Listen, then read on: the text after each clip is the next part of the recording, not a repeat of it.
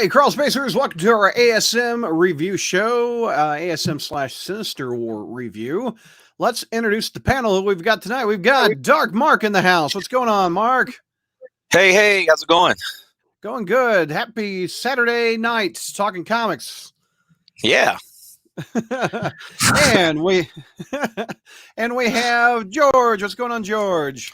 Trying to stay cool while it's September here in Texas, and September in Texas means it's still hotter than Satan's marbles. True, very true. Speaking of someone who's hot, JR, what's going on, JR?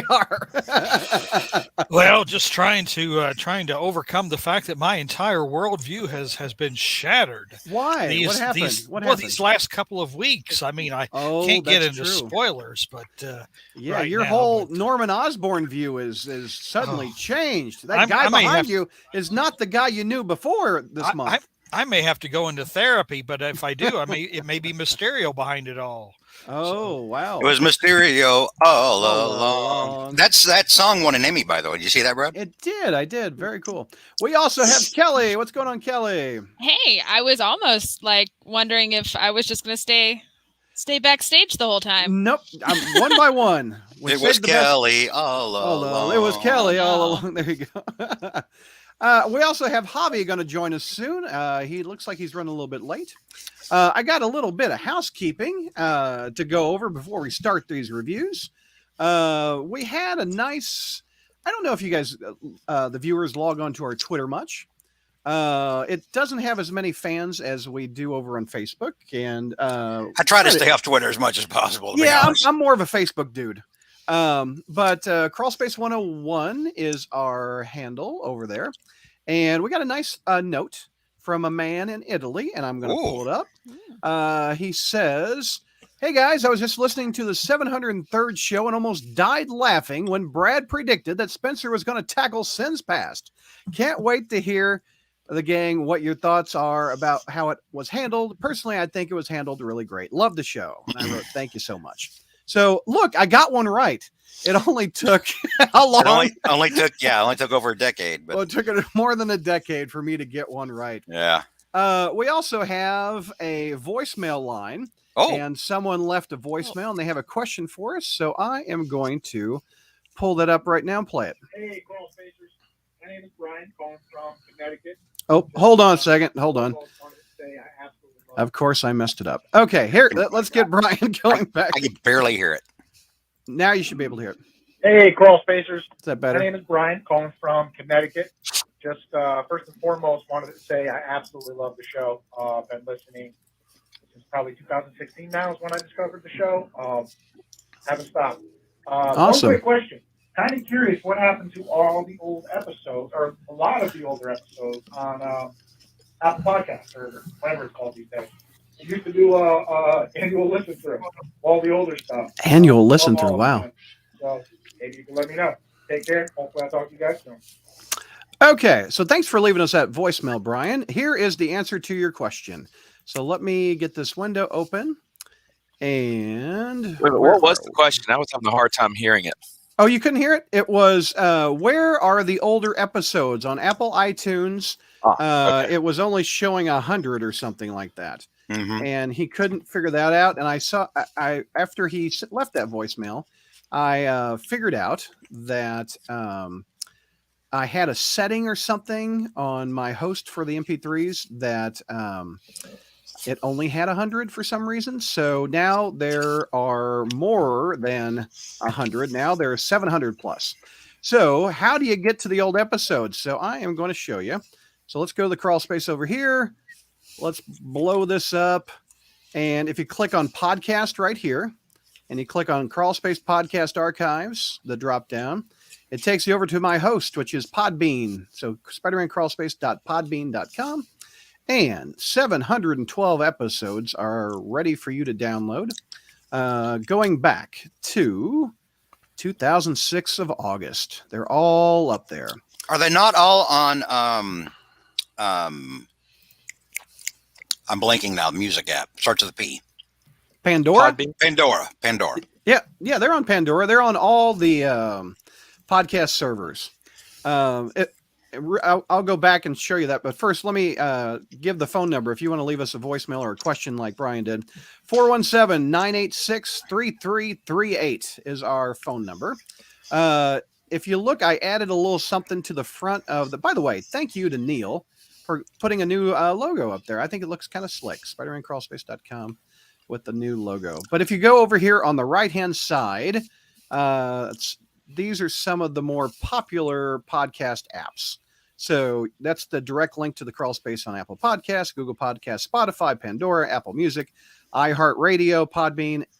You can talk to your Amazon Alexis or Alexis. That's the wrong Amazon Alexa and say, play me the Crawlspace. I love JR. And that might get you there. Player.fm, Listen Notes, and Stitcher. Those are just some of the many that you can listen to and hear the show. So, hey, scroll up there a little bit, Brad. Yes, sir. What's up? Just a little bit more. A little bit more. Yes. A little bit more. What you? A little bit more. What are we looking for? Look a bit more. Have you never been to the site? Go back down. Go back down. We just went right past it. You gotta get back down. Okay. Yes. Oh, the cobweb. Oh, there we go. Look at that. That Tom. That looks like a good one right there. Yeah. I'll have to check that one out. That cobweb's there when I get off the podcast there. So yes, check out Mark's article. Every month he does a cobwebs. By the way, I have a funny story. I'd never seen this comic before. About 10 years I was in Chicago at the Wizard World Chicago Comic-Con. Saw this for sale, and I went over to Paul Jenkins. I'm like, did you see this? He was like, Spider-Man's talking about safe sex. And he was like, no. He was like, he went over and bought one. So I bought one. Paul Jenkins bought one, etc. But if you want to hear Mark's take on it, there you go. It's on the site now. Scroll back down. Scroll back down. No, I'm sorry. I haven't said scroll. Go. Scroll down. Scroll down, Brad. Scrolling down. Go. Stop. Look. What the hell? I leave no stone unturned, George. No stone unturned. You gotta love it. I gotta go read this now. Actually, that's what happens today. That's what happens after you get married. You wake. It's the next day. So. Oh, there you go. Oh, we've got Javi in the house. Javi's here. What's up, man? Hey, what's up, everybody? Who in the world is behind you? What is that? Oh my God! Who is that? It's in front of you. I'm sorry. Oh God, Brad. I was like, what? That's the vulture. Javi, I'm sorry. Haven't you seen Far From Home? That's not the That's Michael Keaton. That's the vulture. In between takes, he would say, "I'm Batman" all the time. So this is a variant. Did he really do that? Mike, yeah, yeah, funny. That's funny. That's really awesome. Because when you're beating the crap out of Iron Lad, you have to say that you're Batman. So he's probably like on the set, like with Holland, and then maybe somebody makes a blooper or something, and then he goes, "I'm Batman," and then Tom Holland said, "Yeah, that's funny. That movie came out the year my parents were born." Oh, oh man! So in honor of Batman Day, the vulture today is Batman Day that we're the vulture's riding the shotgun. shotgun. So, chat. Let me get to you. I've been multitasking. So, Flo, what's going on? Mr. Comics 89 says, Crawlspacers, since the 15th anniversary show, I've gone back to listen to the very first podcast, started listening. I'm currently at 113. Oh my God. Woo! You were in for a long journey. Wow. Keep up the excellent work. I mean, think of like how many, that's like 10 years he's going to have to like listen from that point on about how bad Spider-Man sucks during the slot years. Well, I mean, the 15th anniversary was last month, so it was all. I mean, now those were funny. Those were funny episodes. Don't get me wrong. But at the same time. Well, I mean, if he's doing 100 a month, he'll be there by 100 a month. I don't know. God, I was so young back then during those episodes. No, good God. The good thing about it, though, is like we had to live 10 years of slot. He can listen to it all in like a compressed, in a month, month and a half. So it won't seem as bad. Oh, no doubt. He's binging the crawl space, which is that's fun. Number 113 when I still had hopes and dreams. SoFlo didn't like ASM 73. It was very contrived. Can't wait to hear what the crawl space thinks. Let's see. Be Rich, my friend up in Kansas City. What's going on? Vinkman in the house. Hello. What's going on, my friend? Adams says, hey, everyone. Power Packers. That's Ryan, isn't it? No. That's not Ryan? No. I'm confused. That's not Ryan. But can't miss this before work. Chris is in the house. Evening, Webheads. How you doing, Chris? Yes, Hornacek, you can make a shirt that Brad was right. Well, why would you? Lord have mercy, my wife won't buy it, but On the back it should say that one time. that one time in fine print under the pocket. Gary in the Frozen says, can't wait to hear JR's thoughts on issues. This is why people are here, JR. They want to hear your thoughts on the Goblin. Vinkman is posting over on Twitter, just cause. Sofalo says, JR, George, and Dark Mark, I'm blessed. What about me and Kelly? What about Avi? Avi? Yeah. Wow. So he leaves like the rest of the show. He singles 3 of us out, and then Brad's like, "Well, what about me and Kelly?" And then Brad thought he said Avi. These Sophone is Crawlspacer of the week. Javi, I'm so sorry. The Batman. I mean, I was already like just languishing, waiting for Brad to accept me, but he was talking about the podcast. I'm sorry, Javi. I'm sorry, Javi. So that's okay. If it's any consolation, I'm suffering as well. I have to sit next to Mark. Dark Mark here. Yeah. Annual listen through. That's commitment. It is indeed, Venkman. Yep. Adam says the Apple Podcast app has been sucking. Okay. Yeah. It's. I think Apple's just completely done. I don't even think they check the iTunes anymore. I think they're just like, you know what, we're over it. We're into surveillance now. We've moved on from entertainment. The League of Ordinary Geeks. Our friend is watching from the UK. Oh. Hey, what's going on? Why does everybody? University of Kentucky, right? No. University of Kansas. Every cover recently looked the same. Did no one mention this to Bagley? Well, what do you guys think about that? Does all Bagley covers look the same? I don't think so. I'm trying to recall the recent covers. I mean, like I know what happened in the story, but I can't tell you what's on the cover. Well, they're not like. There's nothing that really like stands out lately, but I think that they're different. Yeah, it's all kindred threatening Spider-Man. That's it. Yeah. You know, I'm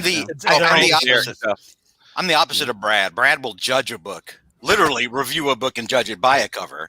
And I'm like, I can't even tell you what's on the cover. It's first impression, George. That's a first impression of a comic. There are so many variants though from the big 2 that I mean, you get lost. Like, I don't know if I bought a comic or not anymore just by looking at the cover, because I mean, this month they've got Miles Morales 10th anniversary covers. Yeah. They've got villain covers coming up. But that's like on top of like other things that they're doing. So, and that's just Marvel. I mean, DC's got a minimum of like 2 covers for most of their comics, it feels like. It's very true. Like when you say ASM 50, you know there's Spider-Man walking and Peter in front. You know these famous covers. ASM 300, you know what that looks like. Yeah. You know what ASM 1 looks like. You know what various. You can't tell me what issue 703 looks like because there's 15 variants of it. Well, which ASM 73 are we talking about? Yeah, are we talking about 2021? 1, 2, 3, which volume? Yeah. That's a good point. Gary in the Frozen has a Brad and Kelly appreciation post, and Thank Javi's you. still left out of that one, Gary. Oh, It's all right. It's all right. God That's almighty. because I'm hidden behind the paywall. No one, Oh my no one knows who I am. that's what happens when you come in last. You know, I mean, Mr. Comics, he's the one binging. He goes, I'm also thinking, when did George come on full time? I want George versus Brad smack talk. Sometime whenever you get around to the episodes with Omit, because that's when I started. I think that's when I started like filling in as a guest panelist when people were out. Yeah. And then after that, I mean, what year is that? What year is that? 2010, 2009? 2010, maybe. Okay, 2010. And then I think I became like full time at some point, like around 2011. I'm gonna say I can't remember for sure. Lots happened since then, but I think that's probably correct. But yeah, as of Omit, I just started doing like guest spots here and there, walking on like Steve Martin on the Tonight Show. You know. Okay, here come the hobby fans. Power Packer says, Javi's here. Javi's here. Thank you. Thank you, Gary Power says, Packers. Javi is my hero. I love his Ron Friends commission. I do too. Thanks, Gary. I There do you too. go. All right. Have you bought any new Funko Pops? Oh, I was saving that for later. Isn't that more of a satellite thing? But I bought one today because of Brad. Well, I remember last time I talked to you, you were like trying to wean yourself off of it. Yes. Kelly yeah, and I talked them into Spider-Girl. Yeah. Since Spider-Girl, I've only bought one, and that was I feel like that was 2 or 3 months ago that we put in that pre-order. It still hasn't arrived yet. Where is it? Yeah. They're not coming out till about November. Oh. Yeah. Hobby's got so many Funko Pops. It doesn't look like a fan display. It looks like a warehouse. If I accidentally slide this way, I'm going to die under a mountain of Funko Pops. I'm going to knock into the shelf, and it's all just going to end right there, very tragically. R.I.P.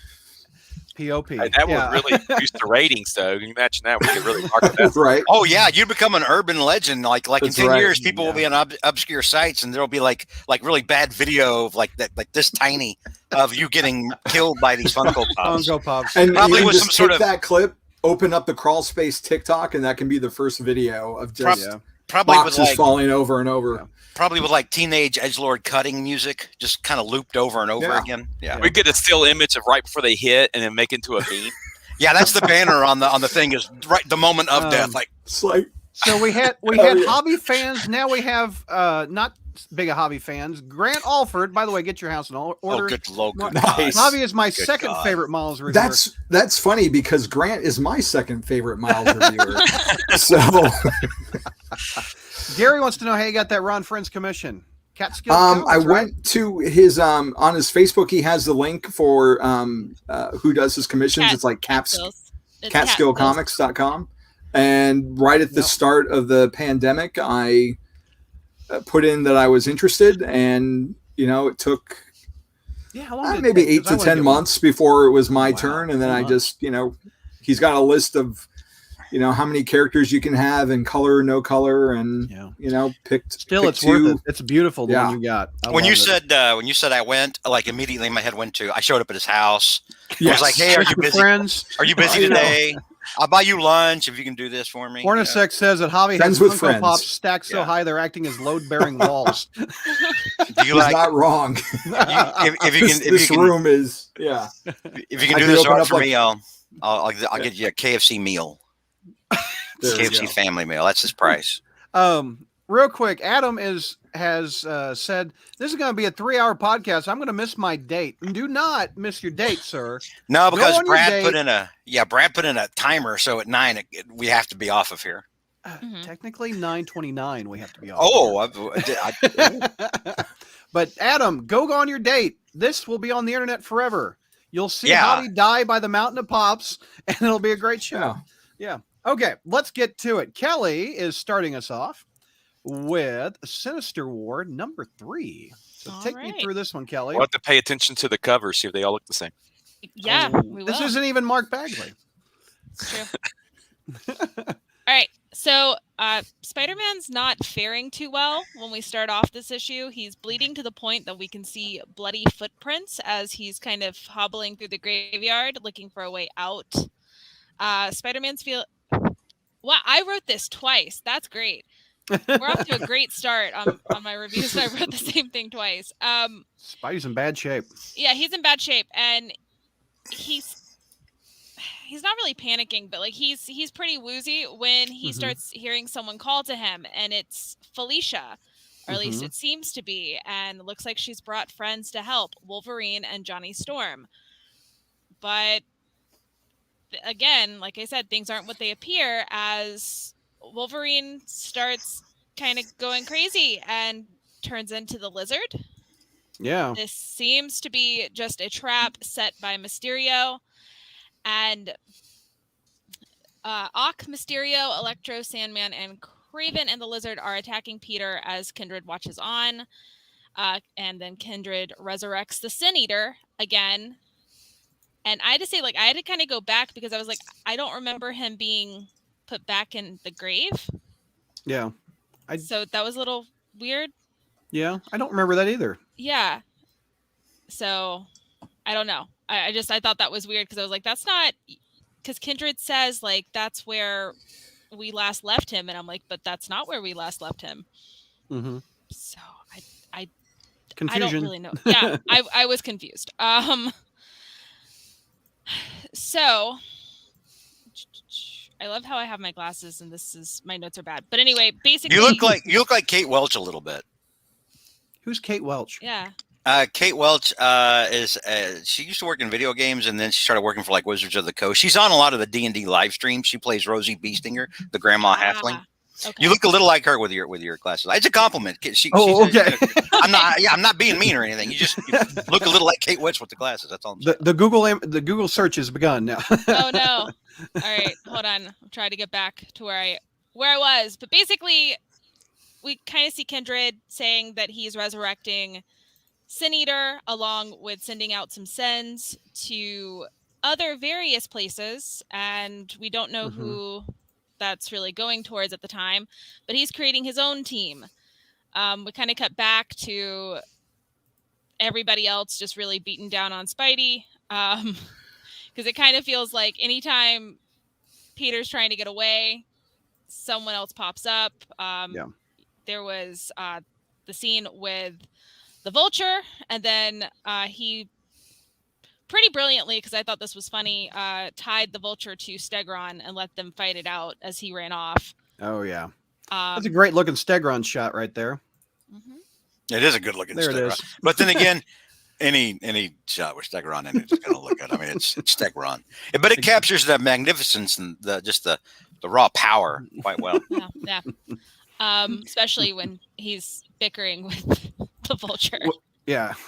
Well, what he's probably doing off panel that we don't see is he's reeling the Vulture in, and then he's probably just going to smack a bitch. Yeah. But basically, we kind of learned during all of this the reason why everybody's after, all 30 people are after Spider-Man, and it's because whichever team can give Spider-Man that final blow isn't damned to hell for all eternity. So this is this is literally a battle for their lives and their souls. Right. So that's why they're all being absolutely bonkers. And let's see, so this presumes that every one of them is a Christian, because that there are no atheists among the group, or that there are no practices of Judaism or other things in which there is no hell. So all of Spidey's villains are Christian villains. Apparently. There you go. I didn't. Oh, well, I mean, hell's got a casino right there in Las Vegas. 616. I don't think they really, no matter what the religion is, I think they're kind of ready for that one. Yeah.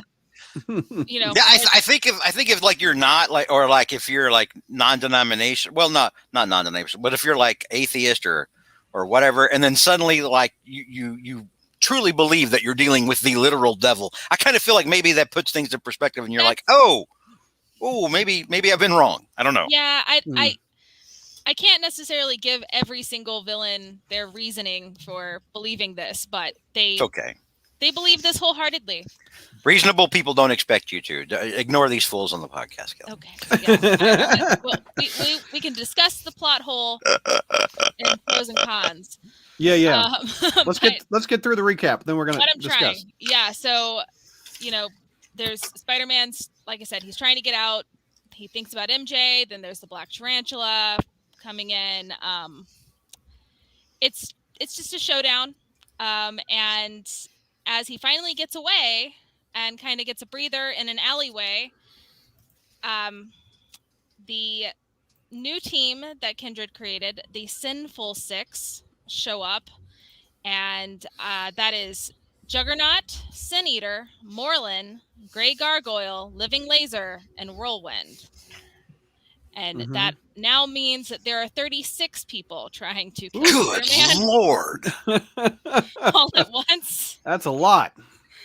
And he's pretty much on his last leg here. So we kind of cut back to Kindred waxing on about how people never change, but we have a focus on Ock, Boomerang, Beetle, and Mysterio. These characters all at one point or another have grappled with their own sins and have at times tried to make changes and and be better people. So we'll just have to see if Kindred is right about his theory about no one changing in the next issue, because this is to be concluded. Yeah. Which I know that was like the world's worst breakdown at that point, but there's not a lot going on. It's a lot of action and a lot of fighting. Yeah. So, in a world of kindreds, be a Dr. Octopus. Yeah.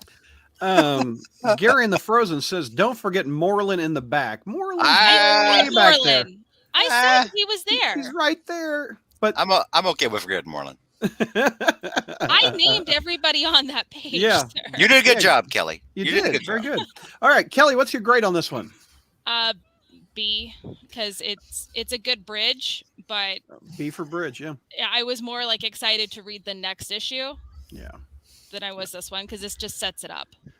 It seems like it's a big fight scene, but let's go around and which it is. Let's go around the horn. Javi, what's your grade? We got a B. B minus. B minus. Mark. B minus. George. It is a big fight scene for that. I give it a B plus. JR. C minus. C minus. Yeah, it's not A quality, but it's not C quality. I'm going B also with y'all. Mr. Comics says A minus. Adam says B minus. Kelly, what's some pros? What'd you like about it? I really enjoyed the art in this. I think I think it's pretty fantastic. There is a confusing inking error that Dark Mark mentioned in his review that is on the Crawlspace. With what it's Shocker, but it's like his eyes are Spider-Man, and it's very confusing. But even regarding that, because I think that might have been an inking error, I think overall the artwork is absolutely fantastic and clean. Yeah. And I mean, this is a huge issue of just fighting. So like everything needed to look nice and clean and dynamic, and the artist hit it out of the park. I think Bagley, I like what he did. Black Cat just looked, well, I got the banner over her face, but she just looks off. Doesn't she look off there? And she's intended to be off. Mm-hmm. I mean, that looks good. And Wolverine looks off. And that's a subtle thing. How do they look off? I feel like it's more like his characters look a little more in line with his Ultimate style than with his classic Amazing stuff. If you look at like his Spider-Man from like the 90s, I mean, he was never a big guy. He was always, wiry, but there was a broadness more to his Spider-Man that went away, obviously, when he was doing a 15-year-old Peter Parker. And I see a little bit of that in this issue, both with Black Cat and with Spider-Man. Just a little bit. He has a hard time drawing noses, I've noticed. When I say off, George, it was a compliment, because that isn't Black Cat. That's a Mysterio Black Cat. Mm-hmm. So that was a compliment to Mr. Bagley, how he can draw it just a smidge off. And that's what I'm saying, though. How is it off? I don't know. What exactly is off about it? Well, I don't think Felicia looks quite like that. I mean, she got a black mask. You got the white hair. You got the fur on the collar, the leather. Felicia's not real. I mean, she looks like how every artist interprets her. I mean, she's not a real person, right? I think what Brad is meaning to say, because like the pose here and like that was kind of what was off about them, was their posing. Yeah, was a little too joyful to be friends coming in to save you from 30 people trying to kill you. Right. These look off. And they I don't know. I mean, this is not Mysterio's first rodeo on trying to do this kind of thing. It's not like he's gonna walk like a dude, like holding his package while he's supposed to be the Black Cat, doing like a swagger or something. He's gonna try to emulate everything. I mean, Brad, I've been saying this all along. It looks off because Bagley is not bringing his A game anymore. Oh, come on. Whether it's inkers, whether it's him, and I know you guys don't agree with me on this, but like he'll draw Mary Jane and she looks like a Ditko villain. The nose is off, the eyes are off. Things just aren't right. Maybe it's the inkers, maybe it's the colorist, but I just think there's a Mary Jane in here I thought was really good looking. He's just inconsistent. There should be that also one drawn page 36 freaking villains in a book. Hey, and there's that too. I can't draw better. He's also I'm just probably saying that bored. He's probably thinking, God, there's no story here. This is like doing an old Image comic from the 90s. Yes, yes. An artist hates doing massive pages of fight scenes.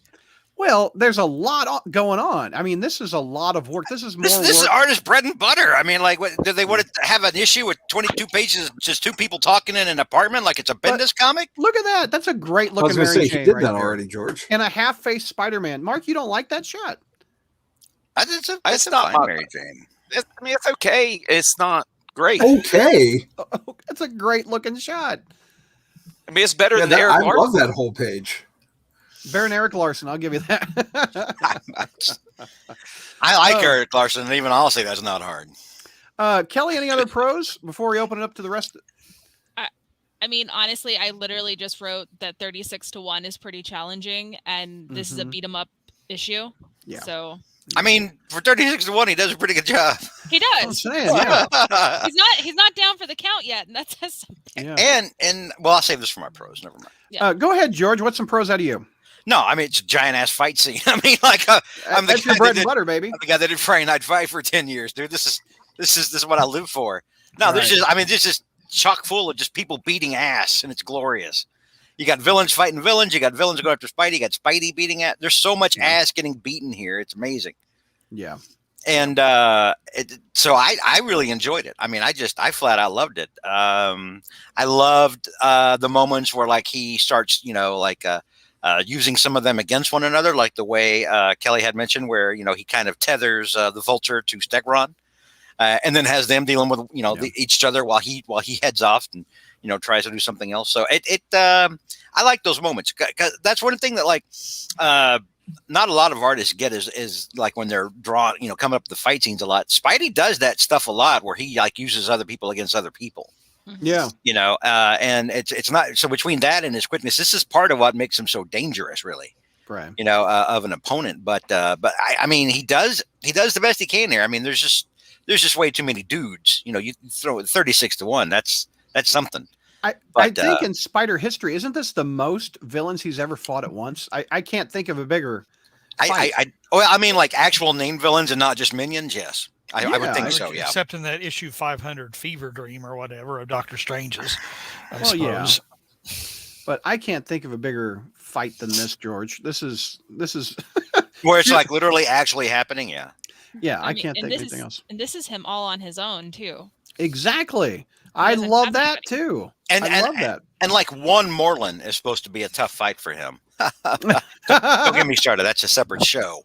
But here Moreland is. I mean, think of how many villains in here can go one-on-one with this guy, right? Like Otto, most of the original, like people like Craven. So a lot of these people are just one of them is a challenge for Spider-Man. And then suddenly you have all of them together, not just on a Sinister Six level, but you're throwing in stuff like Rhino and Stegron. Right. Well, then it becomes even more absurd that he even survives. I mean, to be honest, then it's like, you've tried to establish how dangerous all these villains are over the years. You throw them all together and then, he still survives. He probably shouldn't make it 30 seconds out of this. I mean, this is all I don't know. I just feel ripped off. There's a Spider Bite issue and Taylor's Spider Bite. I don't know what that's from. So to JR's point, Brad, I'm sorry, I don't want to pull you away from reading chat messages while we were talking about the book, but to JR's point though, the fact that he is not dead. It's because of who he is. It's because of his quickness, his ability to dodge, his ability to get out of the way, his ability to turn the tables on his opponents. He's literally doing everything he can to stay alive. To me, it kind of makes sense that he lasts that long. I got to agree with George. I think the numbers are in his are in his favor on this because there's 36 strong egos all trying to take him out at the same time to be the one, and that competition. They're getting in each other's way, and that gives Peter an edge that he wouldn't have if it was just 6 of them. The numbers actually help him out. A good example of what Javi's talking about right now, and this is from a fight perspective, okay? This happened in the Avengers reboot, Avengers Reborn or whatever, like when Buziak and Perez were doing the book, right? Mm-hmm. All because they had an Avengers roster that they didn't whittle down, and then suddenly you had like over 24 Avengers trying to capture Tornado. Or no, not Tornado, Whirlwind. And he got away because they all kept getting in each other's way. There was too many of them trying to get him. Mm-hmm. So a lot of that is what we're seeing here. And Javi's right to point that out. And also right to point out that JR's wrong. We haven't heard from Mark. Pros out of Mark. What'd you like about it? It's the same thing as Hobby. I like the fact that every time somebody was getting the upper hand on them, somebody else got in the way. So the numbers were what was the bad thing was also the good thing. I thought it was clever. Okay. Mary in chat. Can I go to chat now, George? Can I have permission to host the show? It's fine. It's fine. I was just in the middle of making a point, and you're like, "Okay, let's go to chat." That's cool, George. But hey, what? Mary says, "Pro, no Avengers or Order of the Web to help it and take the spotlight from Spidey." Very true, Mary. And thank you for chatting with us. Don't mind the guy from Texas over there that just insulted me that I was interacting with the viewers that are watching. No, my thing was like I was making in the middle of making a point, Brad. I'm good. Okay. Anyway, any other pros before we move on to Kelly's con? Okay, go ahead. Boomerang's run was probably, outside of some of the Bagley panels, that was probably my favorite part because of, we're at issue 73, 74, whatever. And he's been like a constant presence, and we've seen Boomerang go through a character arc, and this was the start of something really big for his character. Just the fact that he, wanted Spider-Man to run, and then he kind of covers it by like, "Oh, he got my boomerang." Is that the next issue? That's it was this one. Yeah, I didn't have it in those notes. I have it in the next no, issue. He does it in both, but the boomerang one is in this issue. Or where he goes, "Oh my gosh, my boomerang blew up." Okay. Spider-Man hit the button on click, my boomerang, and so he gives him an opportunity to run away. But then the big thing is next chapter. Yeah. But like this is like the little inkling of where he's gonna go, and that little morsel is what I kind of hung on to with just the big fight. Yeah. Was that we're seeing the beginning of the payoff to their being roommates and becoming friends. Well, yeah. I mean, it's there's a clear writing device, especially on the last page at the end, where here's the villain's folly as he's kind of explaining to the audience his big evil master plan. Essentially, he's underestimating the fact that people can actually change, and his version of what he thinks is human, the human condition, isn't always the case. And that's kind of what we're alluding to in this big conclusion for the next issue. Yeah. Okay. Cons, Kelly, what didn't you like about what kept us away from an A?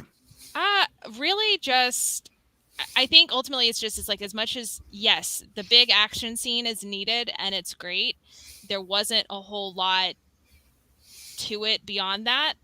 If that makes any sense, like, because it's all leading up to the next issue. It's all leading up to the conclusion.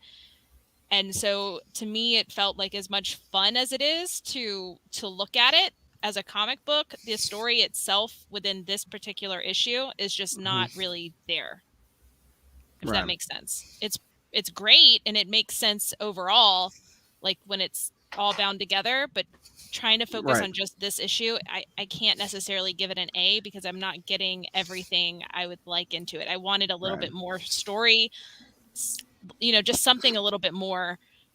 It's like grading a chapter of a book as opposed to a whole book, right? Exactly.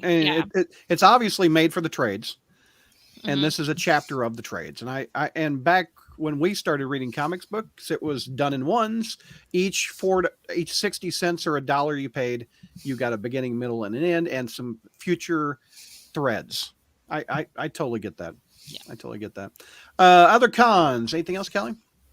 That was my only con. Was just it really felt like, if you just picked that one issue up, you would be like, that's a lot of fun. Yeah. But what am I reading? Yeah. Hornacek has the cool comment. The issue doesn't progress the main plot at all. It starts with Spidey on the run from many villains, and that's how it ends. I can see that. Yeah. I can see that too. JR, you gave the lowest grade. What's your biggest cons? I don't, to be honest, my cons are going to be the same as number 4. I really don't want to suck any more oxygen out of the air, repeating things that I've already said. This is to me, this is utterly worthless miniseries, and I'm sick of money grabs. This is just a big money grab. That's pretty well all I have to say. Okay. Boy, you didn't like this one at all. JR's turn today, man. He is. Oh no, this is all we've been getting for the last 2 or 3 years. Is these damn, prolonged, protracted money grabs. It's like when we look back on Nick Spencer's run, we're going to say, yeah, there was 100 issues. He did 100 issues and maybe 40 worth of story. That's going to be the verdict. So anyway, I'm going to look back at Nick Spencer as the guy who cleaned house a bit, and we will get into that with the next issue. But he really went around and cleaned the scum a bit. I don't know what I'm trying to. Yeah, I wish he could have done it in half the time. Golly, he really took a mop and a broom to the Spider-Verse, in my opinion. I think Nick Spencer will be looked back upon. Yeah, but he watered down his Lysol. Holy! Oh my God! I mean, if you consider 12 years of history going away in the span of 2 years, that's not that bad. I mean, I'll put it this way: I'd rather have it take a long time than not have it happen at all, for F's sake. That's true. True. I'm just glad it's happened. Period. I'm glad an adult actually came onto this title and fixed the damn book, and I'm grateful for Spencer for having done it. George, he still has the potential to miss the landing. That's true. But I mean even if he misses the landing, I mean we've had He's a lot done of a lot of good work. We've had a lot of things to get corrected. Yes, I would agree. Cons, George. I don't know. I can't really think of it. Did we need to see Sin Eater? We've already dealt with Sin Eater. It felt like, fairly recently, and by recently I mean within the last 6 to 8 months, which for this book is like yesterday. But no, I didn't really have any cons. I mean, it was a big old fight. I liked it. I liked one thing I didn't mention in the pros, and somebody mentioned in chat. I forget who, but because it slipped my mind because I thought it'd come later after this issue, was when Boomerang, starts helping him out. Mm-hmm. Boomerang's like, I'm going to go to hell, but I better help Spidey out. I've kind of screwed Spidey over enough. Why don't I do him a solid, And so I enjoyed that. Somebody get JR a Snickers bar. I think he needs a Snickers. I don't know what a sneaker is. Snickers bar. Yeah. Don't forget that Venkman told me to take a nap. So. Oh yeah, Venkman said take. Wow. When even Venkman isn't in your corner, when even he's like, dude, dude, you've gone too far, JR. You're too far, JR. I get this is it's time to retire. It is not. I'm just getting the message. It's time to retire. This is what JR does. Emotional blackmail. Yeah. Here come the chat. Don't retire, JR. Don't retire. You are Spider Yoda. Please don't do that. All right, Javi, cons, and then the art. As much as I love Bagley and I like Gomez's art,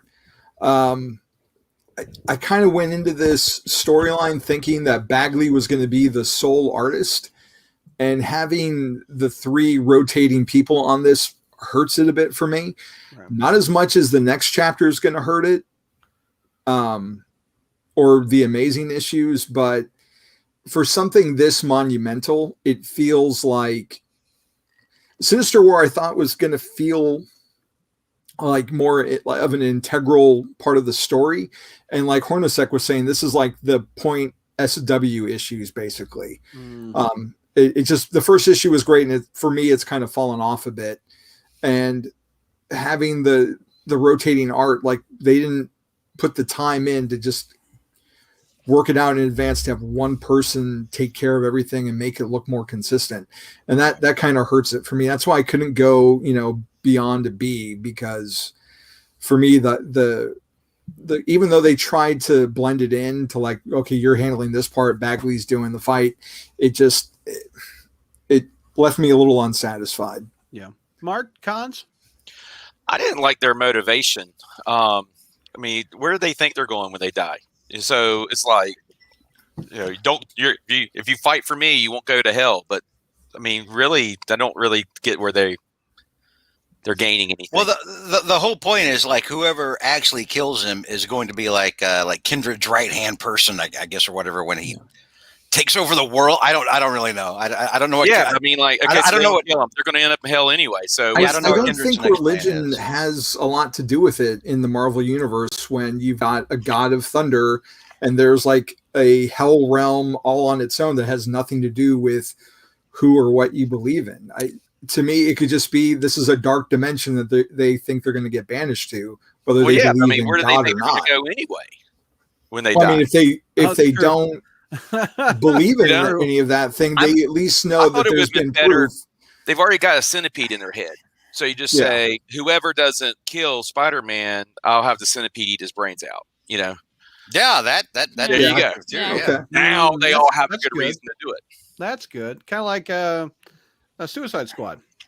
Yeah.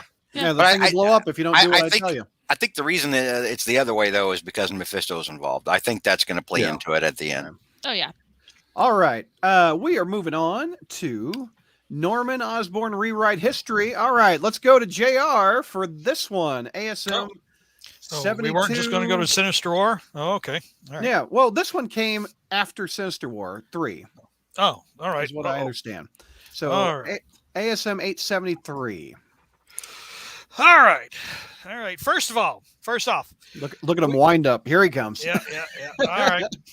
We get 4 pages of utterly pointless clips from fight scenes. Oh, Pointless because we had 4 issues, or actually at this point in time, 3 issues of pretty much the same thing in a special 4-part miniseries we had to buy that cost us a collective $16 before taxes. Okay. And yet, so if we wanted all these fight scenes, so we had 4 pages of fight scenes that we've been getting in this 4-part miniseries instead of story. And we get like 2 words of narration per page, so all right. So anyway, we're already lulled into a stupor before the story begins. Anyway, but let us not dwell on Marvel's continuous prioritization of commerce over storytelling. But let us go back decades to our hero, Norman Osborn. There he is. Who is not happy. And why is our hero, Norman Osborn, not happy, you say? Well, sitting at a table at an awards ceremony, pouting and angrily fuming that his business partner, Mendel Strom, is receiving an award for outstanding innovation and entrepreneurship, when he, Norman Osborn, knows that he rightly deserves that award. Mm-hmm. After all, what does that bald guy have that I don't, Norman fumes? I mean, I have more charm, more style, great hair, and I can get young, blonde, college-age chicks anytime I want, right? So, then a suave, sharp dresser who looks like he takes some stylist cues from Thomas Fireheart or The Foreigner, walks in on Norman's pity party and says, "Must suck watching that bald loser get all the awards, but I'm a big fan of your work, pal, and you can call me Monty Hall because I'd like to make a deal with you." All right. Then we go back to the future, where Norman is standing in front of his Paris mansion with the weird frilly key left to him in a previous issue by the will of Mendel Strom, and then he lets himself in and ascends the stairs to his destiny. Mm-hmm. And then we get a 1-page reminder that Mary Jane is hanging out with Kindred, and there is fairly inconsequential dialogue before we go to Harry Osborn and Joe Quesada's favorite editorial mandate, whom George Berriman is hoping gets killed off by the end of the story, Carly Cooper. All right. And she and Harry have been wandering through some underground catacombs for hours now. And I hope that neither one needed to use the bathroom during this period of time. But anyway, as in a previous issue, when they walked from the cells where they were imprisoned, and conveniently for the reader who just happened to drop in on them on this particular time, instead of any of the other hours that they spent wandering the catacombs, lucky for the reader, Harry Osborn notices a hole in a wall, which, to be honest, if you're in a bunch of old, decrepit, aged, rotting, falling apart catacombs, there are going to be a lot of holes in walls. But for some reason, Harry thinks that this particular hole in the wall is going to be significant to the story, so he approaches it and says, "Hey, there's something back here. So, with all the strength that Harry and a woman can muster, they actually break down the door, they break down the wall, and they happen to stumble right into Carly's morgue, where, as you know from prior issues, there used to be a whole bunch of desiccated corpses laying there. But now there's only one. And Harry approaches it, and he peels back the cover. But you'll have to wait for that reveal, boys and girls, because now we go back to the Paris mansion, and our hero, Norman Osborn, is making his way through when he hears the voice of the Green Goblin beckoning him to yet another secret laboratory, because as a supervillain, he has an unlimited supply of those. But this isn't mine, he says, because I wasn't around for that one-shot Legacy of Evil, because that's what this one looks like, and I wasn't there. Besides, didn't that one have flying girl goblins as well? But the big view screen on his face assures him that it is his lab, and takes him on another memory trip back to when Harry was a boy, and they were at Coney Island on Harry's birthday when the devil comes back for his due. Oh, I hope I didn't spoil anything by saying the devil was there. Anyway, yes, the face in the view screen reminds him, you thought you were cleansed of all your sins, but this one remains. Just like the Sin Eater's one remaining sin that he thought he was cleansed of a few issues ago before I sent him back to hell.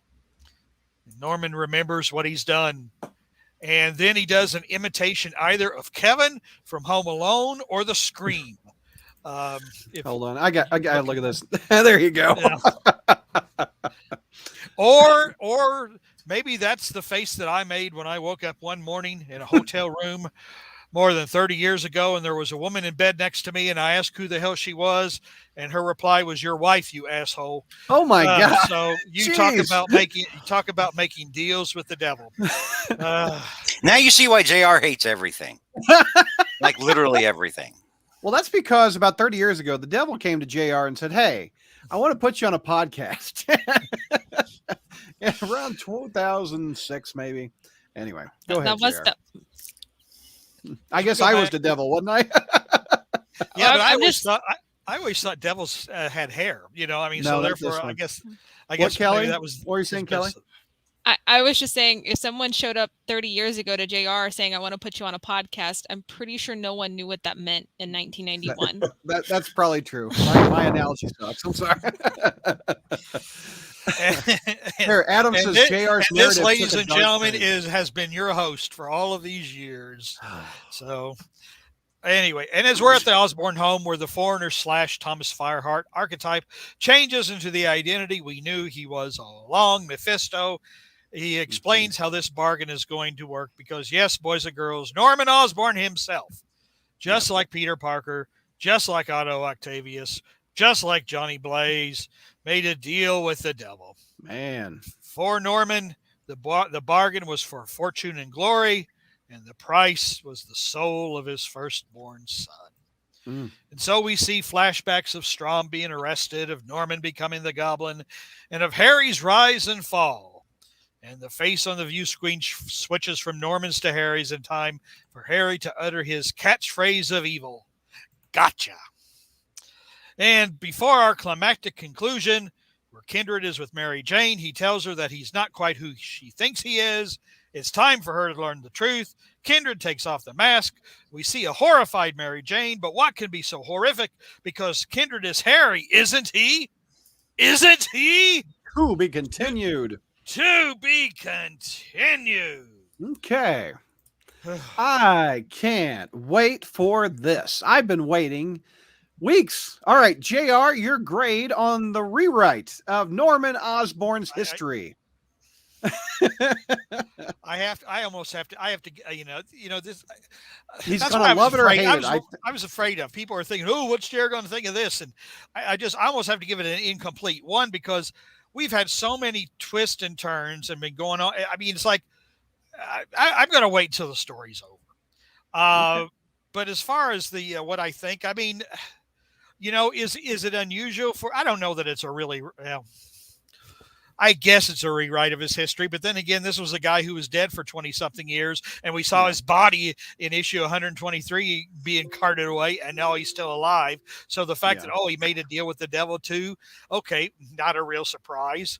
The fact that Norman would have such catastrophically bad judgment as to think he could win on a deal made with the devil, not entirely surprising either. So no, do I believe that Mephisto is behind all of Norman's evil? No. Do I believe that Mephisto is the reason he became the Green Goblin? No.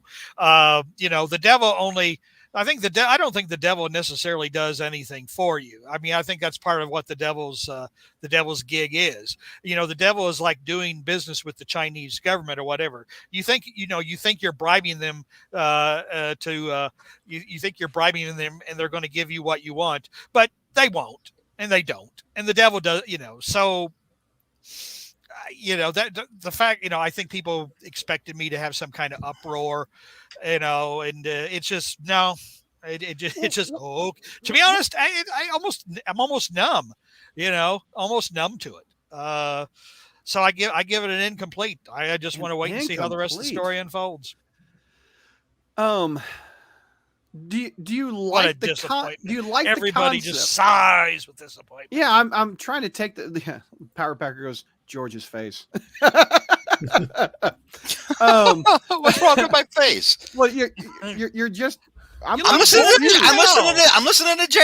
I'm focused on what JR is saying. I don't know. I mean, do you like the concept of Mephisto and Norman's history? No, not really, then again, I don't like the idea of Mephisto in Spider-Man's history. Yeah. Mephisto doesn't belong here. Spider-Man is a story about, scientifically based superheroes. You throw an occasional horror element here just to jazz thing up, but the devil does not belong. The devil does not belong, but he's here already. And the reason he's here is because Spencer's trying to unwind something else that he didn't belong in. Yes, so that's the true. fact that, and to be honest, here you can bring in all kind of analogies. This is the thing. I mean, here's another way in which Peter and Norman Osborn are not as different as they appear to be, or as they think they are. I mean, it's like they're both capable of the same catastrophic bad judgment. But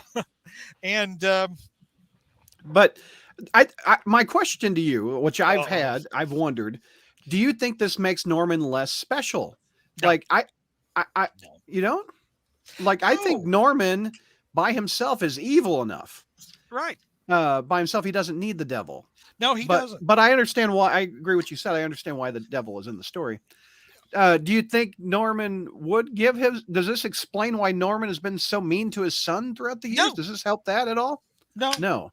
It's kind of funny. I'm almost compartmentalizing it. It's almost like I'm starting to look at this as fan fiction, which in a way it all is. It's like, for example, if I'm the next writer of Spider-Man, I'm going to ignore all this. I'm going to pretend it didn't happen. It's just kind of I guess, to be honest, it's the end of a long, exhausting road. And it's almost to the point of, okay, yeah, that happened. I can't muster up enough emotion anymore. I can't bring myself to care anymore. I would argue that you have a lot of emotion right now. Yeah. Well, actually, no. I'm merely stating my case, calmly and collectively. But I'm putting in some, to try to keep people interested. So I'm entertaining. I'm doing it in an entertaining way. But I'm actually very calm and collected. Bullshit. Okay. What do you freaking think, JR? You okay? Let me Reader's Digest. What just JR told said. You what I thought. He said this is fan fiction. The next guy's going to ignore it. The devil doesn't belong in my Spider-Man, and I'm just going to ignore that this happened. So it sounds like you don't like that this happened, which I can totally understand. Is that right, what I'm getting from you? Is that what you're laying down? Well, the thing is, we haven't even gotten to the best stuff yet. That's the thing. We still got another issue of this, right? Well, I was about to say, why don't we? Okay, let's keep reviewing then. Then we'll talk about the other stuff. Yeah. Yeah.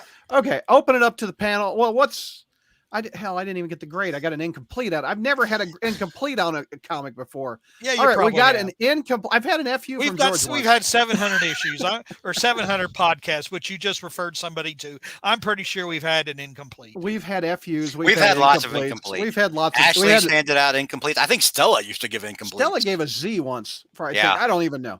All right, incomplete. George, what letter would you like? I give this one an A+. Ooh, yeah. Wow. Mark. B+. Javi. B+. Kelly. B+.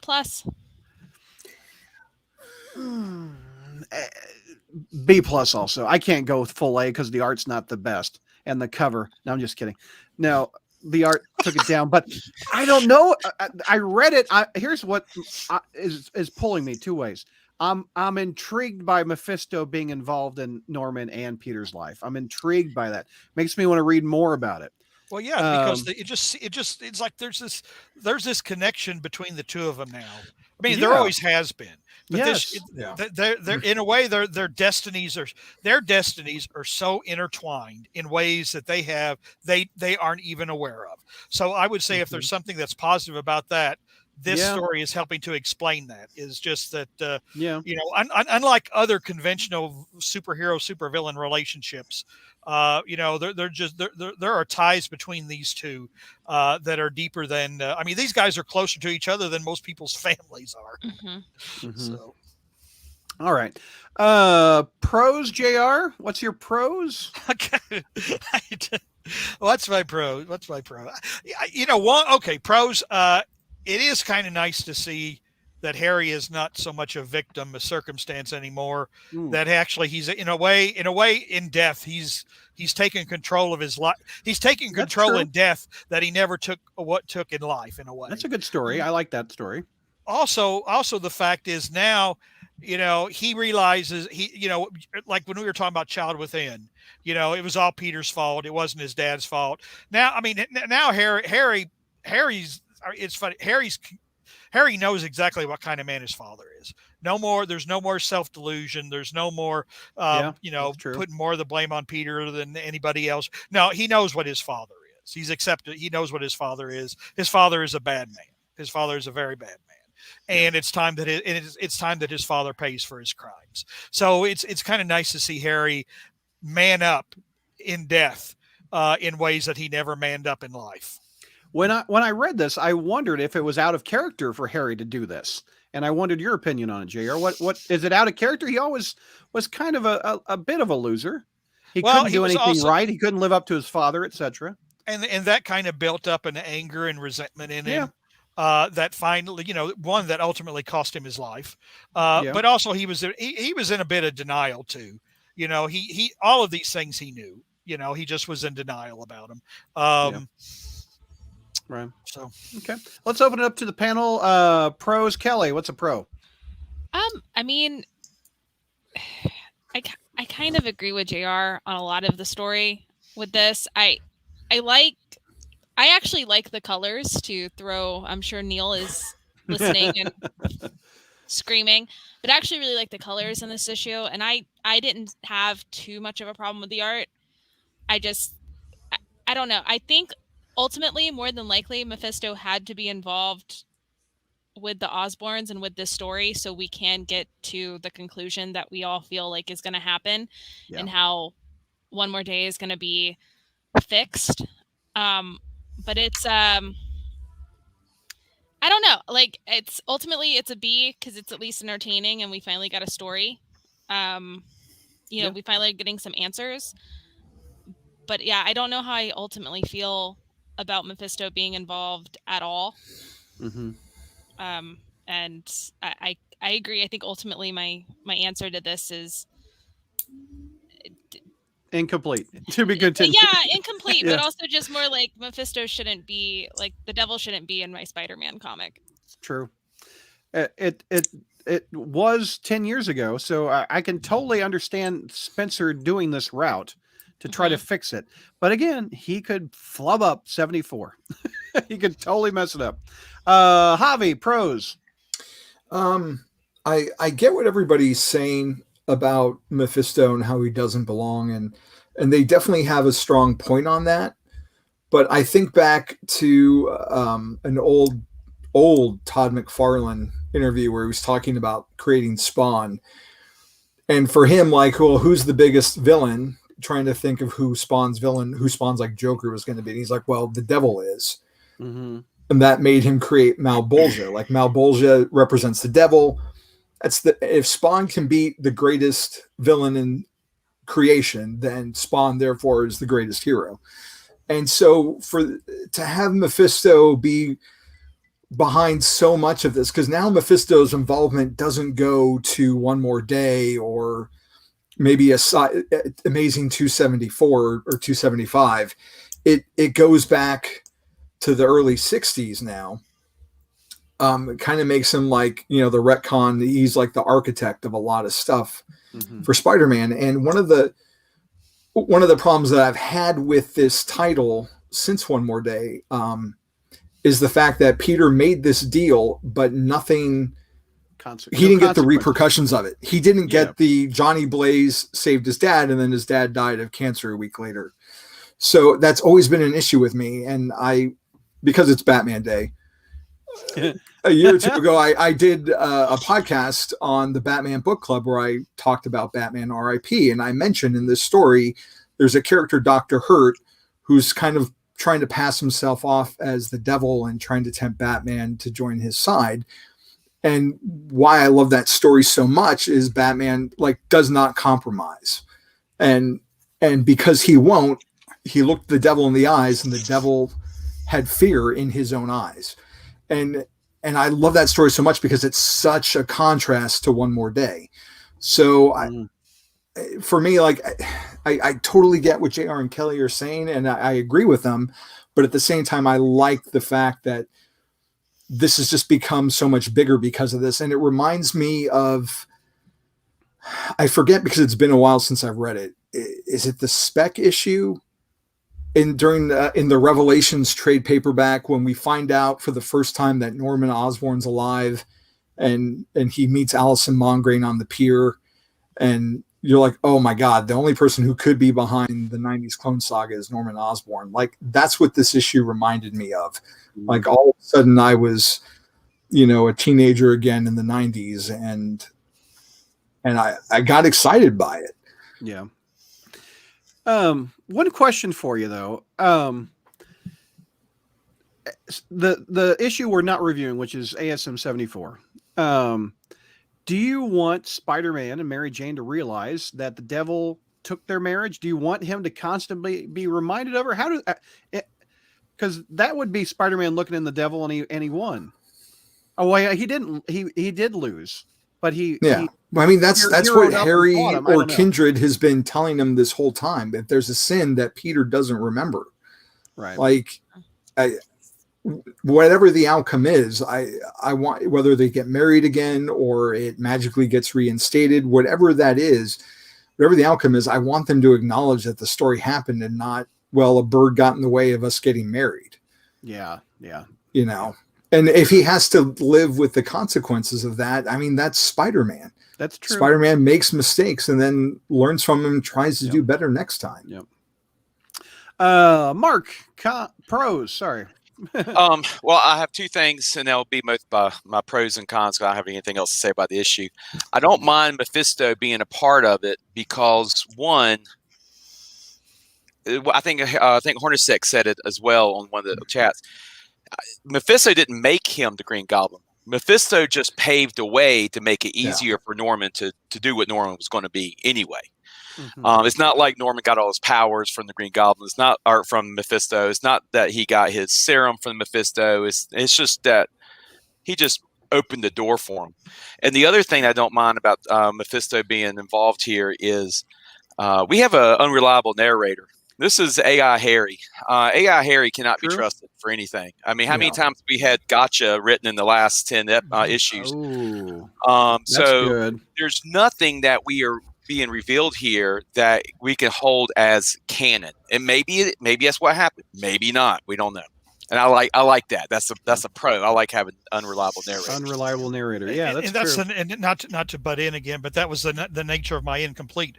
we've had so many twists and turns. We don't know where the story is going to ultimately end. So to invest a whole lot, like it actually Mark summed it up quite well. We have an unreliable we have to wait till the story ends. It could be Felicia in the grave coming towards us. It's not what we see. You don't know if it's true or not. Just to bring it all back. George, your pros, man.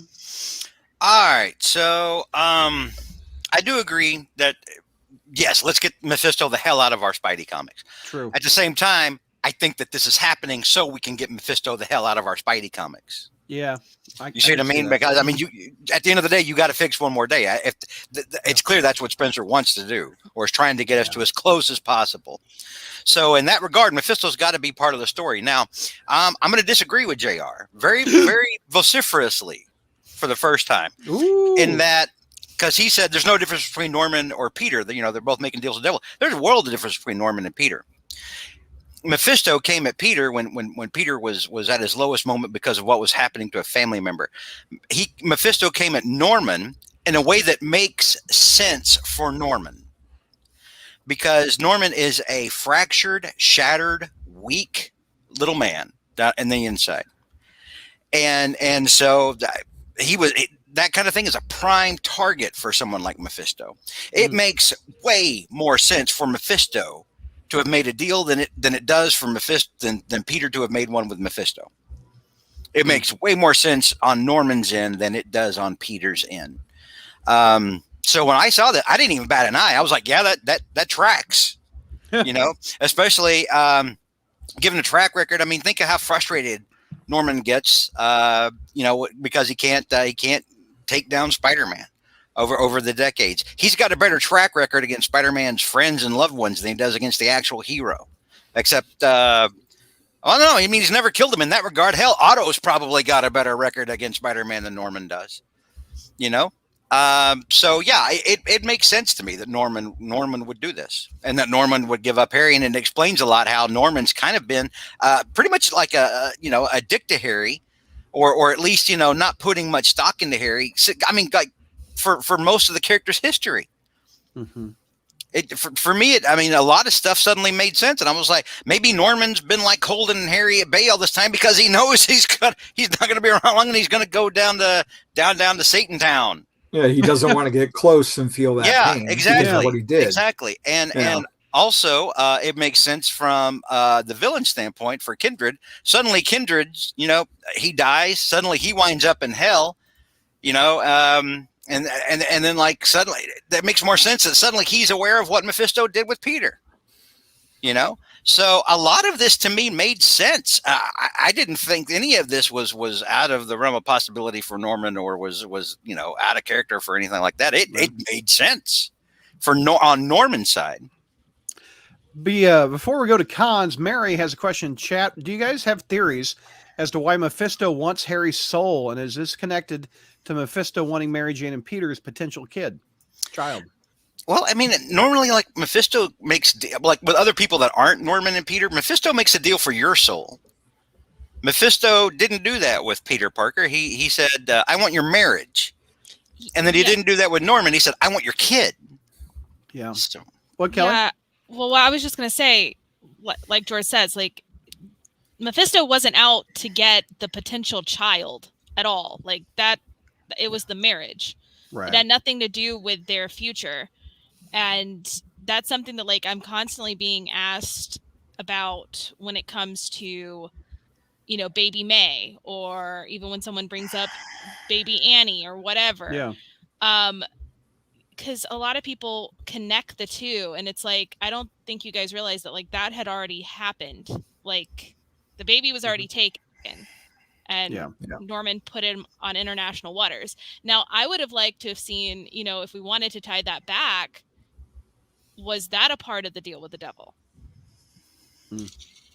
What I don't think they're talking about baby May with the potential child. I think when they made that deal, well, I mean, when they made that deal, he said, "This is what would have come from your marriage," and he gives them a glimpse of a daughter. So my reading of that has always been they would have had another child, and now that child will never exist because they made the deal. not a child that was already in existence. Do you envision May as that kid in One More Day? No. To me, that's Annie. It looks different. Yeah.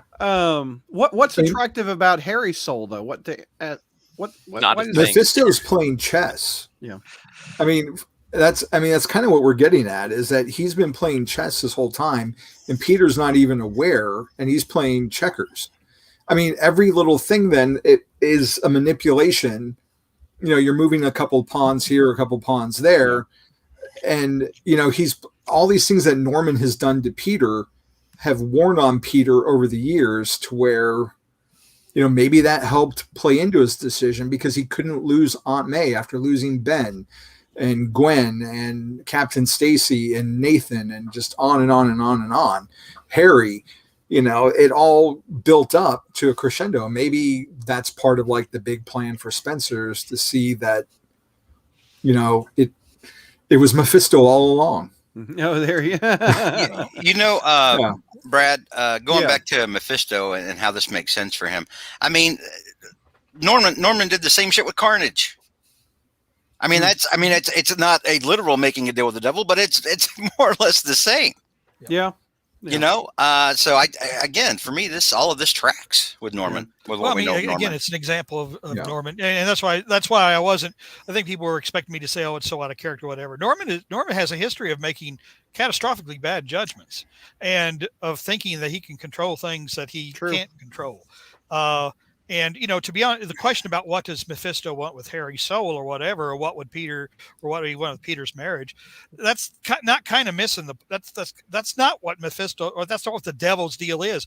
The devil gets your soul when you make a deal with him. The devil gets you. I mean, it's like you think you're making a deal with the devil. Oh, the devil will do what I want and I'll give the devil this. No, the devil gets you. So it's not Harry's soul that it was Norman that Mephisto was after, and it wasn't Peter Parker's marriage. It was Spider-Man or Peter he was after. He was, you know, he's like corrupting these people and ruining these people's lives, and that's what he's after, or that's what the devil is after. Which makes like what happened to Harry then, about Harry being dealt away when he's not even the point. He's almost like a MacGuffin for Mephisto. That may make it even more bitter for Harry when he's down in hell. You know what I mean? I mean, to find out that not only are you in hell, but you're down here out of convenience for somebody else, and the person that you were given to doesn't even really have any plans with you or care. Yeah, and that's why, you know, that's why I said that, you know, made the earlier comment that, you know, making the deal with the devil, you never win. I mean, you don't get, and that's why it was, I don't know. I was saying about how Peter, it in a way it makes Peter and Norman similar in that they're capable. And I know, I didn't mean to say that Peter and Norman were the same, but just that some of the things that drive them, they're both capable of catastrophically stupid decisions. This also is a thing there that makes me wonder, when you think about One More Day and why to me, this just makes One More Day look even more disgusting, because see, Norman making a deal with it, that's what bad guys do. Mm-hmm. That's what they do. Good guys don't make deals with the devil. So it's like, so I'm sitting there thinking, so how can Joe Quesada and Tom Brevoort and all these people, all these years, again, defend this story, defend even writing that story or creating that story, because that's not what heroes do. But because you had an agenda, you know, because you had this obsessive agenda, you know, that was corrupting your soul, you essentially corrupted your hero's soul. I don't know. Now, Norman, you say the devil never wins. I have to disagree. Clearly, no, JR. Did I say that? Did I say that you never win? Or you never win against the devil. Pardon me. Yes, that's what I meant to say. That you never win against the devil. Clearly, you've never heard the devil went down to Georgia. I was just thinking about the song. I know. Johnny whipped the devil's ass. Yes, I know. Yeah. That's got to be the opening song for this podcast. It should be. Devil went down to Georgia. Yeah. Devil went down. We kind of. You guys want to go over cons or move on to the other issue? Anything we haven't said? I don't know. I kind of feel like we've covered everything with this. We hit it pretty hard. Yeah. Mark, you've got this one, Sinister War 4. All right. So Spider-Man is fighting every villain group except for the Enforcers, including Sin Eater's newly formed sinful congregation. And speaking of, Sin Eater, it comes after Spider-Man with a gun. Now, we said earlier, why is Sin Eater even in here? Well, this is why. He comes at him with the gun, but before he can shoot it, Spider-Man webs it up. Now, watching cartoons all my life on Saturday mornings, I always thought that if that happens, the gun's supposed to open up like a flower, and then the person's just got a blackened face. Nope. But that doesn't happen. Instead, it blows his hands off completely. Good grief. I was shocked with that. Yeah. Yeah, well, you weren't the only one shocked with it because the colorist had no idea what to do with it, so he just didn't do anything with it, Terry. So while all the other groups are converging on Spider-Man, Dr. Octopus goes over to Sin Eater and removes something from his brain, which is why we needed Sin Eater here. We needed somebody that Dr. Octopus could just rip something out of the brain of, and we not have to worry about that person being dead. So the fight continues with Kindred's boring narration. We have Scorpion versus Scorpia. We have Stegron versus Shocker, Living Laser versus Beetle, Hydra Man versus Jack-O-Lantern, Sandman versus Rhino. Look at that. Look at that. Lizard versus Rhino, King Cobra versus Slide. I mean, all of these fights here. This is a beautiful scene, and I would have loved, if this were like a regular ASM, I would have loved to have some point SWs to go in and show me a lot more of those fights. I want to see those fights. My God, that'd be like a dozen issues. No, that'd be how many people are fighting? 36 extra issues. I'll take it. I'll take it. Well, we can combine a couple. We have three fights in the issue. All right, so we can drop it down. Huge. Yeah. But only one of those fights on that panel is important. And we know it's important because it's the only one that gets the onomatopoeia crack right down there. And that's Dr. Octopus fighting Black Ant. Crack is whack. That's right. Now, finally, George's favorite villain, Moreland, gets hold of Spider-Man. I'm sorry, second favorite villain. I know his favorite villain is Iron Man. But Moreland gets hold of Spider-Man. And Juggernaut, always being the team player, is running a block for Moreland so that none of the other villains can go in and mess things up. So it's over. Spider-Man is going to be done. He can't fight Moreland at this point. He's way too tired. He's way too beat up. It's just too much. He's finally got caught up to him, and that's when Boomerang, the monkey wrench in all of Kindred's plans, throws in the sacrifice play, jumps in, and knocks Spider-Man out so that Spider-Man can run away, and dies for his efforts. And Spider-Man completely throws that sacrifice out the window by jumping right back in to fight Moreland. Yeah. But the interesting thing is how his teammates, the superior foes, are inspired by Fred's move. Maybe not inspired to be heroic, but inspired that he's not playing this game. He's not letting Mephisto control us. We're all going to die in this here. So why don't we go out on our own terms?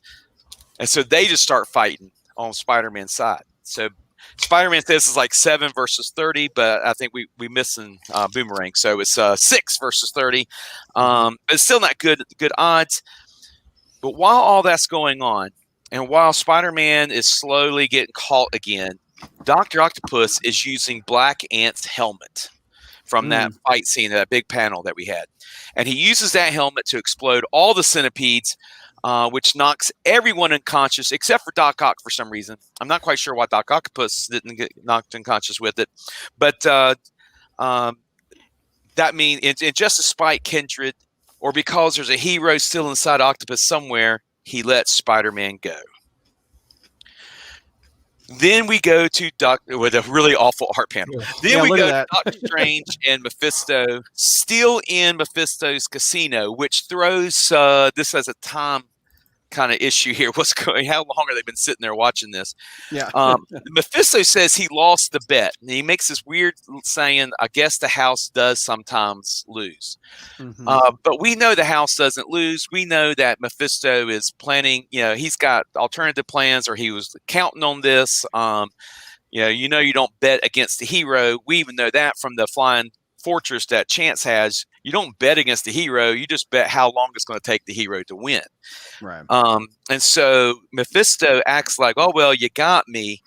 but we're still not really sure what the true nature of the bet between Doctor Strange and Mephisto was. And Mephisto implies that there's more coming for Peter, which lets us in on the idea that maybe Mephisto is aware of what Kindred's plan is, which is a thought that we need to carry into the next issue when other things are revealed.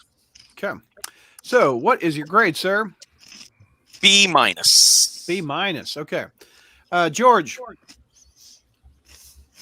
Oh, sorry. Come back to George. Javi, grade. Yeah. B minus, because there are elements of the story that outweigh the negatives of the art.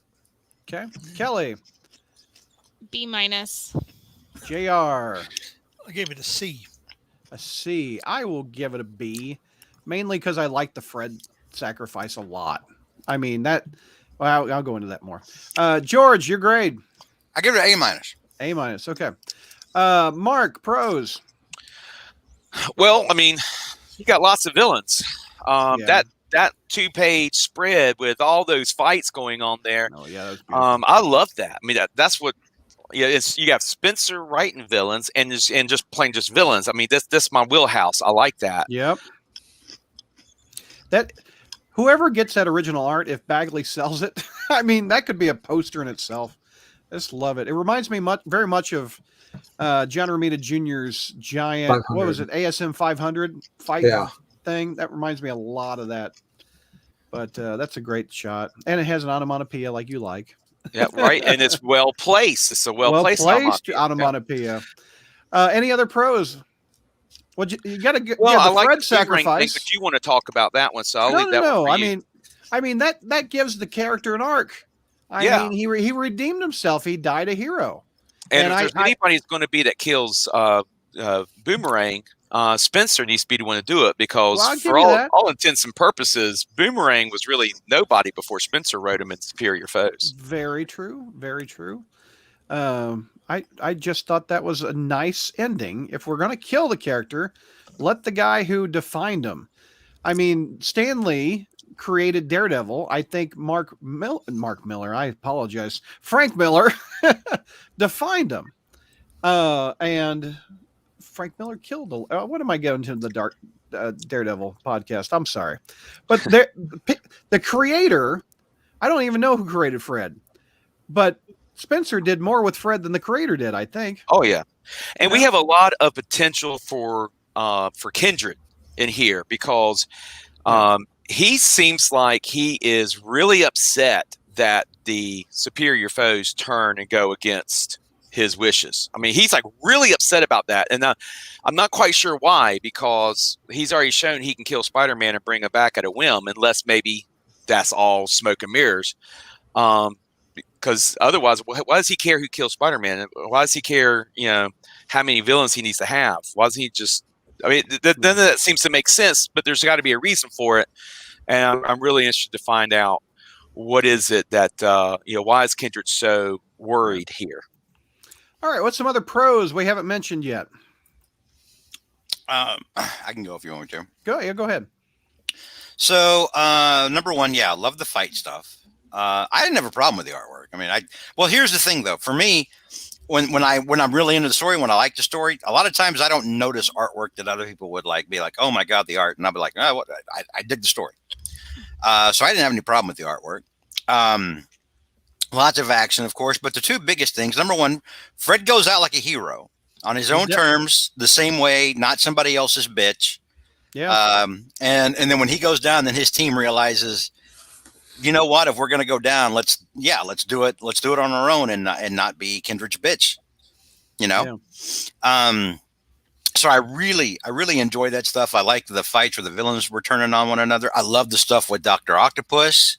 Mm-hmm. And the whole science thing comes through. I liked that one scene where, Spider-Man puts his hand on Dr. Octopus's shoulder, and Dr. Octopus has that one panel where maybe he and Spider-Man are coming to common ground as scientists. Heck no. Yeah. At least, but then no, smack, get away from me, So that was cool. It kind of gave us a flash of that scientist part of Doc Ock that actually wants to do good stuff sometimes. And then instantly, flip that switch back to being a megalomaniac jackass. But good stuff with Dr. Octopus here. And also, I mean, most important part of all of this, is the fact that looks like we're well, I mean, can we take this as confirmation though, or what the Fred's dead? Yeah, because remember they were talking about like if you don't kill Spider-Man, then you'll serve him.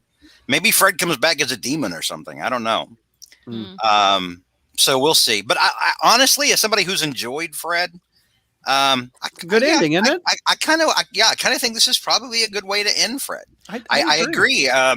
Because you have characters where somebody else created him at some point, but then other people come along and kind of take it over. It's that old phrase when somebody sings, like you could put anybody in, like Elvis. Once Elvis sings a song, it's eternally his, right? No, I don't always agree with that, but I'm just saying it kind of goes along with that thing, there's just some people that are, did so much stuff like Frank Miller with Daredevil. Yeah.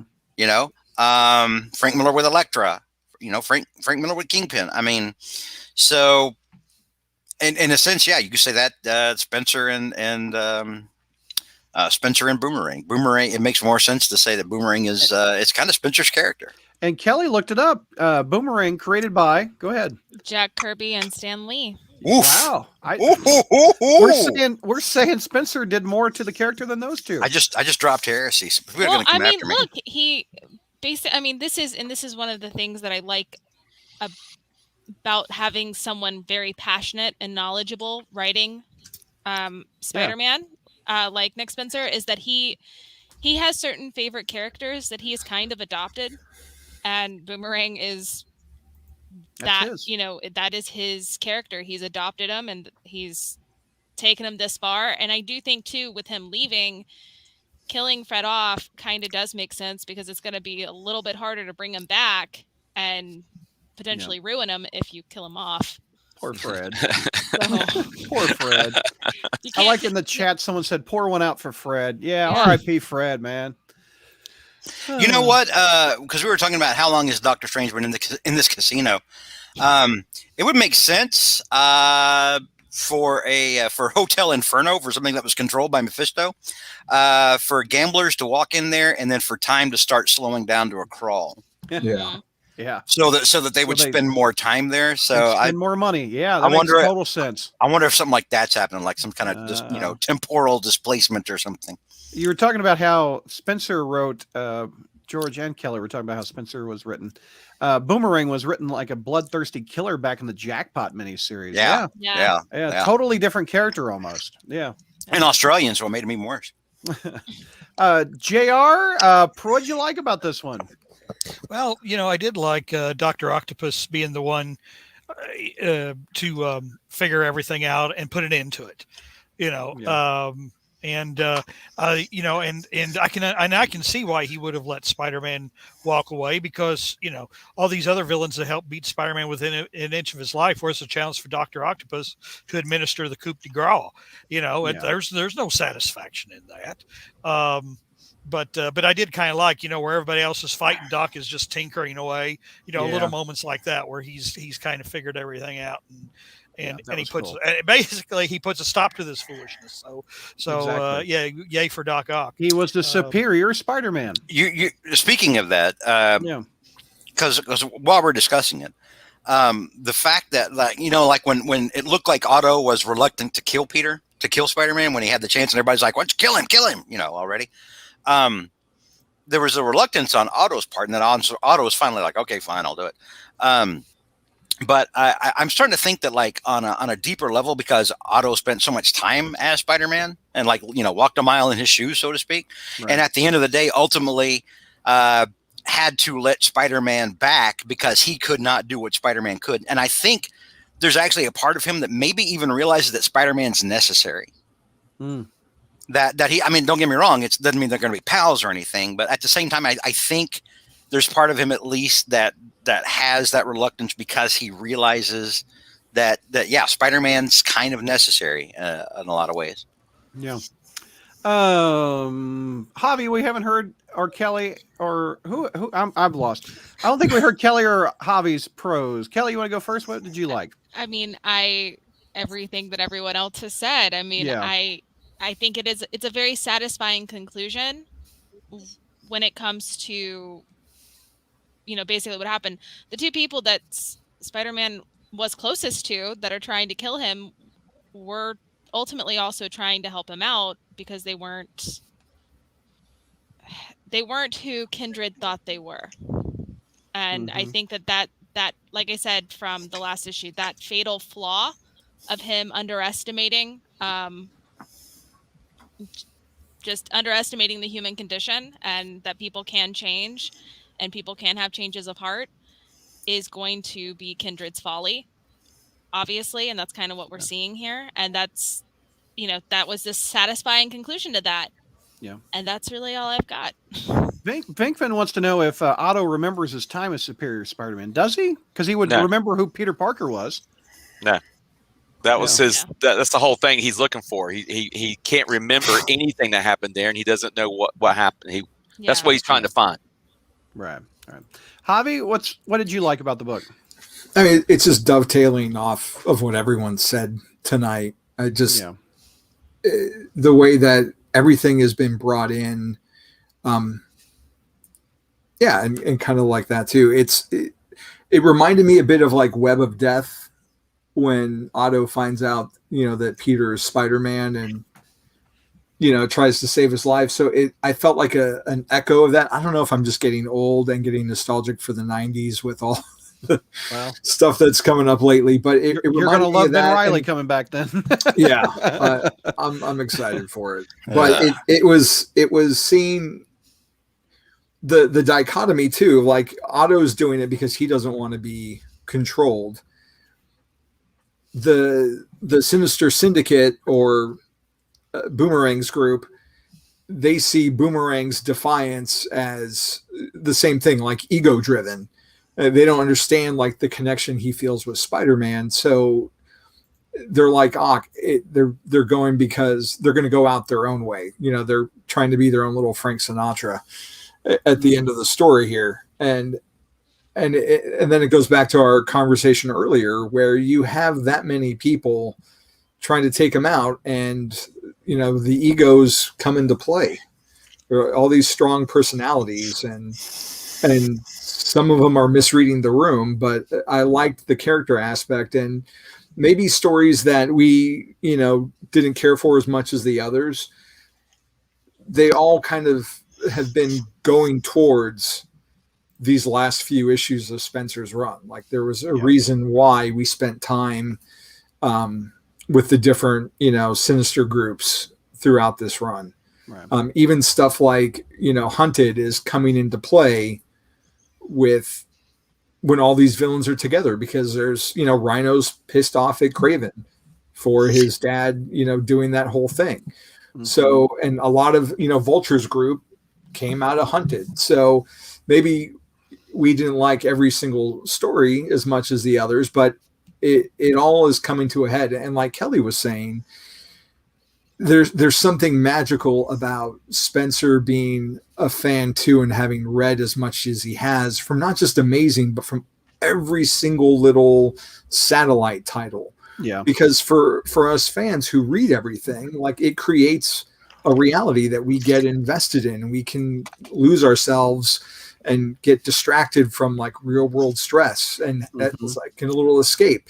And when you break that illusion by having someone act majorly out of character and make a deal with the devil, like it takes some of the fun out of that. So having Spencer know this so well, like he's helping for me bring that element of Spider-Man back, where I can see it again as one big tapestry for the last 60 years almost. 60 years, yeah.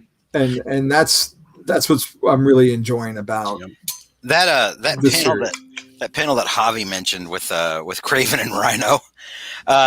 Well, I was reading the issue, and you got the Rhino and he's grabbing Craven by the like throat and face, and Craven's got this look on his face, and I'd imagine like during the fight while I was reading this in my head, I was like seeing it as like they're fighting, and suddenly they freeze on that one moment, and then you hear that music by the Who, you know. Yeah. And then we zoom in on Craven while he's still there frozen. He's like, "Yeah, that's me. You're probably wondering how I got here," you know, and all that crap.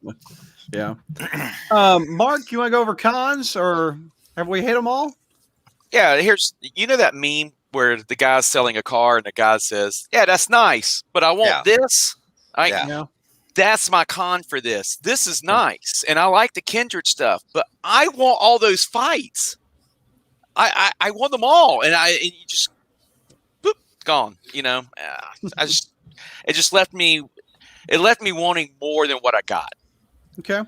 All right. Any other cons? Panel, anything we haven't mentioned? I want to talk about ASM I'll just really quick. The art, I know George didn't have an issue with it, but the non-Bagley stuff in this to me was not good. I'm sorry that this book has, this volume in particular has just been hit or miss for me sometimes with some of these artists that feel like just rushed fill-ins.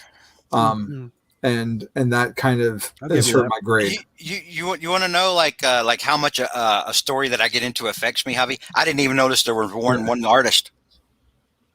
Really? Which is funny to me because there's such a distinct style with that opening artist where it looked kind of like a Maguire Spider-Man with the way he did the eyes and everything to what Bagley was doing. When I'm in the story, when I'm sold on it, when I'm interested in it, when it's hooked me, I don't even notice crap like that. And I didn't even notice it, or it didn't really come up to me until you just mentioned it. And I was like, oh shit, that's right. There was more than one. I was like, I didn't even notice. I liked it too much. Yeah. Gary and the Frozen says, issue 73. That's the issue I've been waiting for your opinions on. Well, Enigma, I got a con. Mephisto was in this. No, one more day. It wasn't resolved. Okay, you've asked for it. A rarity. I usually have everybody do a book. I don't usually have one person do two books unless it's JR and Bolt or Norman rewrite histories lessons. So JR is going to review 72 and 73. So take me through 73, JR. Brad, I have a feeling I'm going to crush your soul like I did, obviously with the last one. No, help me if you give me another incomplete. Hopefully, well, bring the funny, JR. Bring the funny. Yeah, bring the funny, baby. Yeah, bring the funny. ETF. That's Brad's motto. Yeah, bring the funny, JR. After the battle with all the Sinisters, Spider-Man limps toward Kindred's mausoleum, where he sees a pulsating mirror, like something out of that 1980s movie Videodrome, which is about the best as I can describe. Wow, that's a deep cut.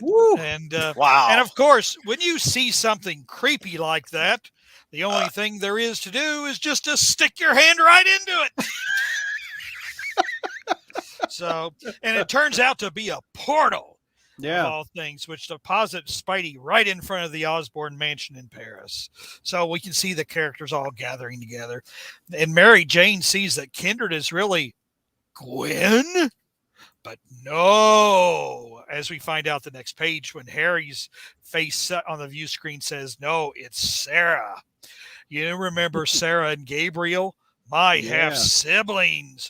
And then we see two tubes in the lab that currently have gestating fetuses or clones or something or other. And that's the part I've been dying to tell you about. There we go. There's the twins in the chambers. So, and now we begin to see the genesis of Harry's devious plan that begins with a misrepresentation of Harry saying that he's found the goblin formula and begins to drink it. Now, Mark just made a comment about Spencer reading all these issues of Spider-Man. Well, apparently he didn't read Spectacular Spider-Man number 188 because Harry Osborn did not get the Goblin formula by drinking it. Harry Osborn got the Goblin formula by immersing himself in it, just like the original Hobgoblin himself did. You don't drink the Goblin formula. I knew JR was going to go off. It is. Well, that was Hobby. That wasn't me. That was Hobby. You guys look alike though. You guys both kind of have that. You know, you both have. You know, like George. You have like mini. All right, Georges. go back. Stop with the You know, no, like go. JR, what are the other ways you can take goblin form? Can you huff it like through a sock? You know, do you smoke it like it's crack? You know, do you just shoot it up? What are the other acceptable ways of doing it? Can we put it in a vape?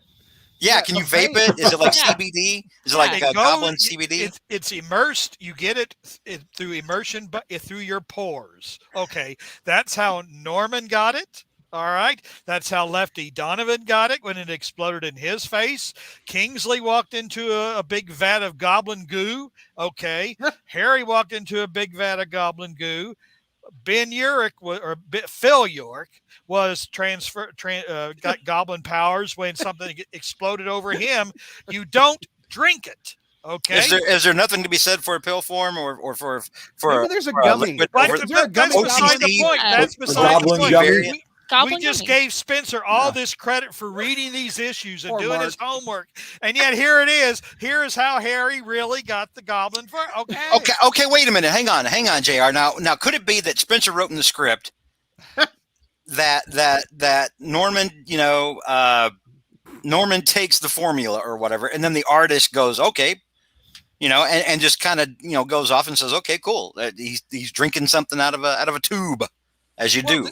We've seen that. We saw Ned drink it. We saw Norman drink it back in the issue a few months ago. So no, this is not. This is.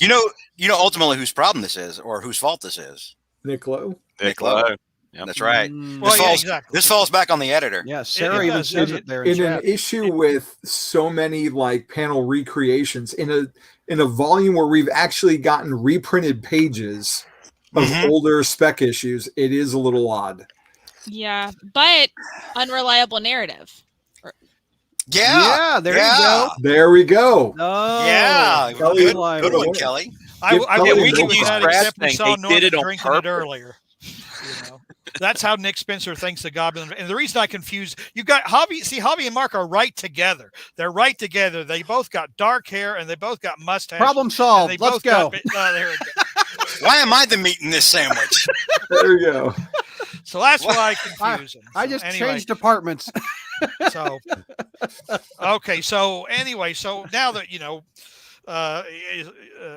now that we've gotten past that continuity problem here, all right, we then see Harry's deal with the chameleon to create robot parents. The parents that Peter supposedly always wanted, but also part of the plot was to give Norman the children he's always wanted. All right. And now, boys and girls, hold on very carefully. Okay. All right. Because we're entering into some of the most dangerous territory in comics. Territory so dangerous that few minds that witness these conundrums can emerge with their sanity intact. Oh, Lord. Or the very least with their comic subscriptions intact, because they simply become tired and disgusted with the whole thing. So yes, follow me if you dare into a retcon of a retcon. Harry says, because, Dad, I knew that one day Marvel would do something so insanely stupid and creatively bankrupt like the Clone Saga. And the only way to save itself from the corner it painted itself into with that piece of crap was to bring your tired old ass out of the grave. And so since I knew you were coming back, I hired another dead villain who came back, Mendel Strom, who everybody thought was me when he was Gaunt, but wasn't. All right, so I hired Mendel Strom to work on creating fake clone children for you and hired Mysterio into brainwashing you into thinking that you were some kind of hunk of burning love. All right. And so Norman is just like, he just goes, the color drains from Norman's face, and the O drains from his face as he realizes, you mean that one of the most unpopular, most controversial, most thoroughly despised moments in Marvel Comics history never happened? And Harry says, no, because Gwen always thought you were a creepy old man, and she hated your hair. And I tell you, boys and girls, little part of my heart shrunk in size that day.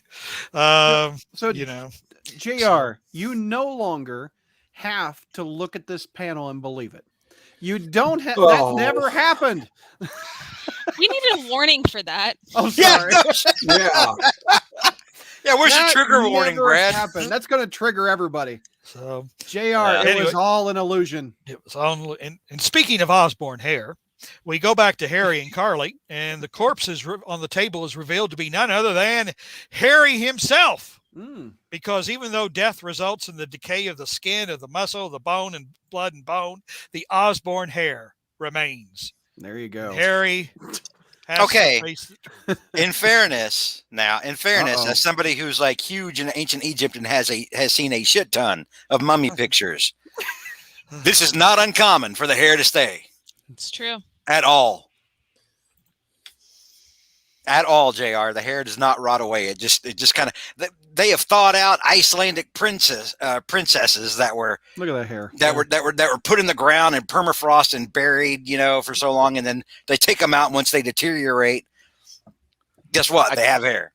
I just Yeah, I looked know, it but I up. like my It joke- takes I like my about joke 2 better than years for hair reality. to start decomposing.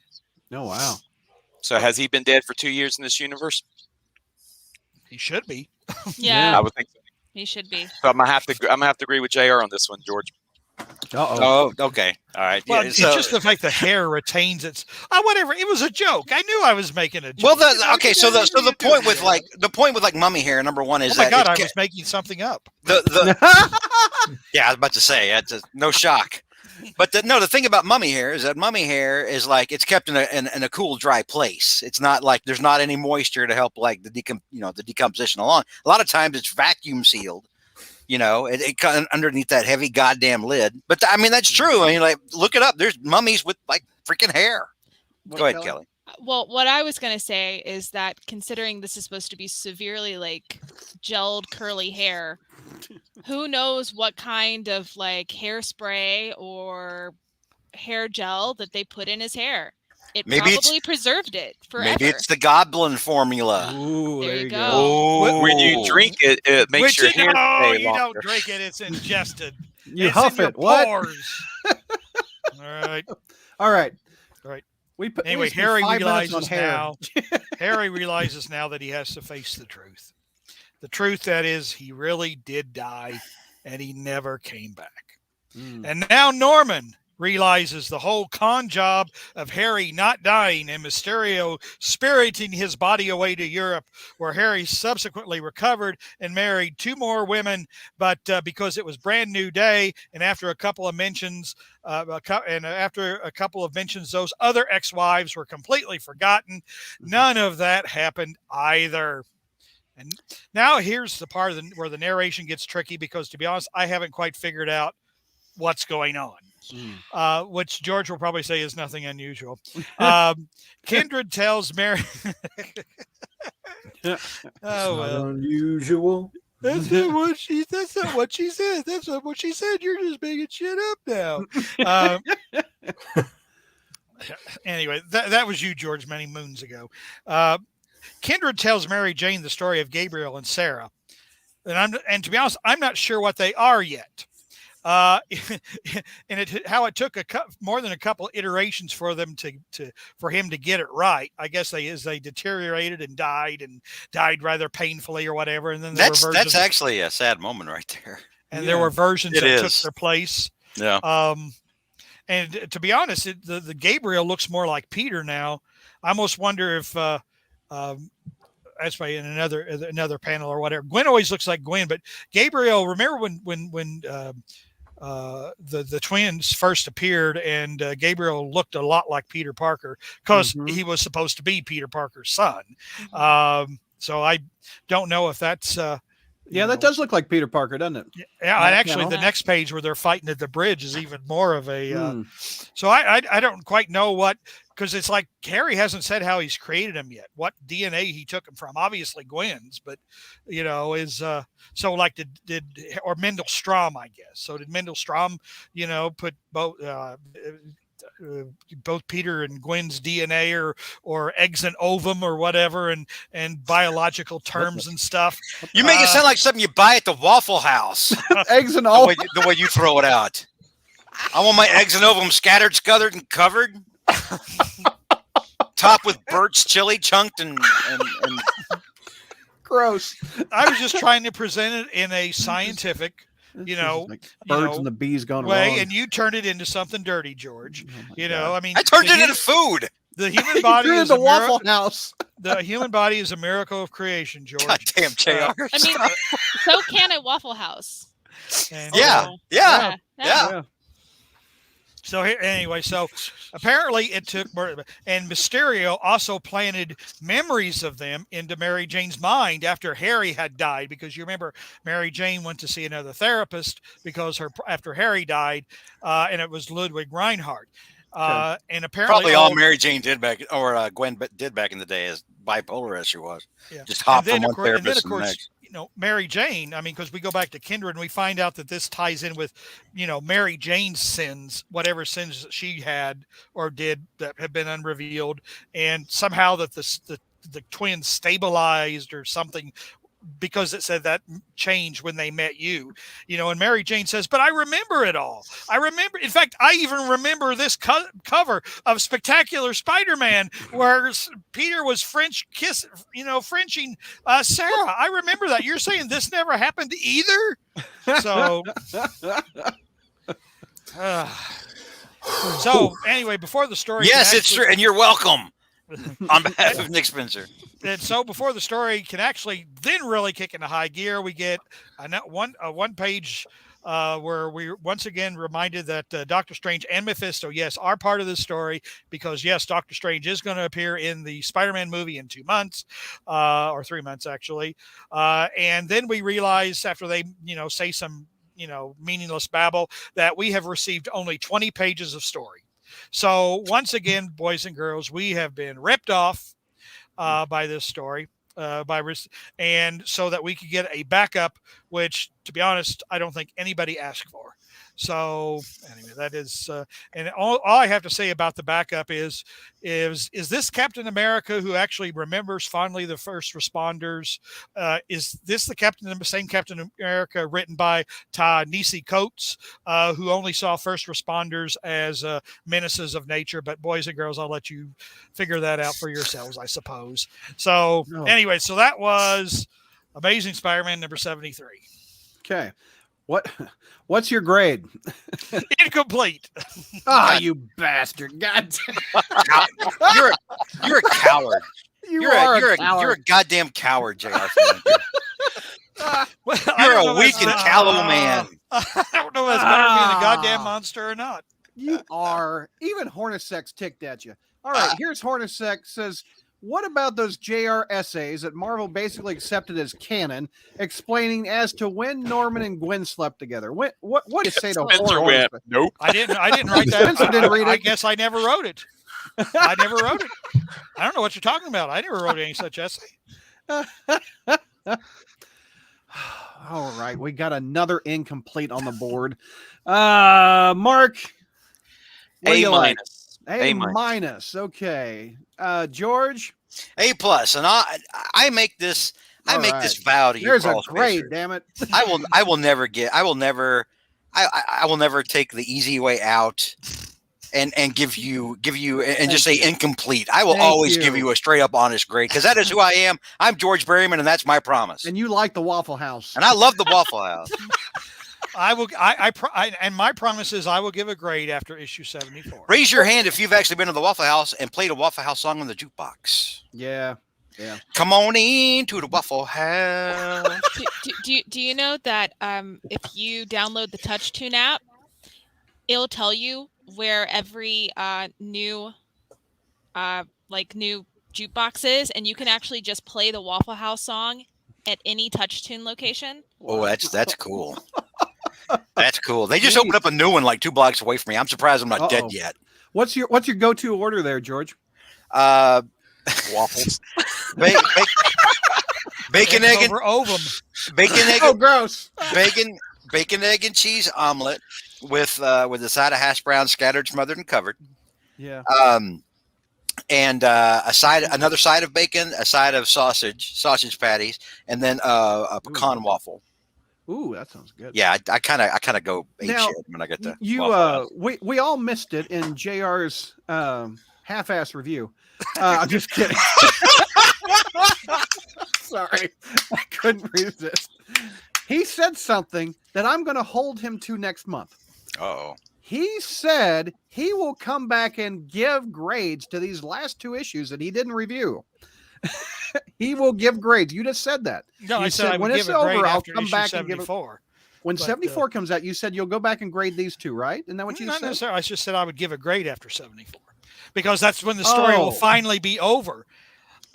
I thought you said I will give a grade after 74, meaning that ultimately it's like one story, right? I mean, ultimately it's kind of one story. So that's very true. That's very true. Okay. Still need to get grades from. And part of the story, part of the grade, part of the grade is the satisfaction or lack thereof in the story that has been told. And frankly, this story hasn't yet been told. So it's just, I mean, we're doing chapter like Kelly and I were talking about. I mean, the way it ends, you could almost, like if Spencer sticks to the landing, you could say, yes, this is a great, and I can just see where everything, fit, everything worked, blah, blah, great story. Or, you can, be left thinking, oh my God, what did I just spend?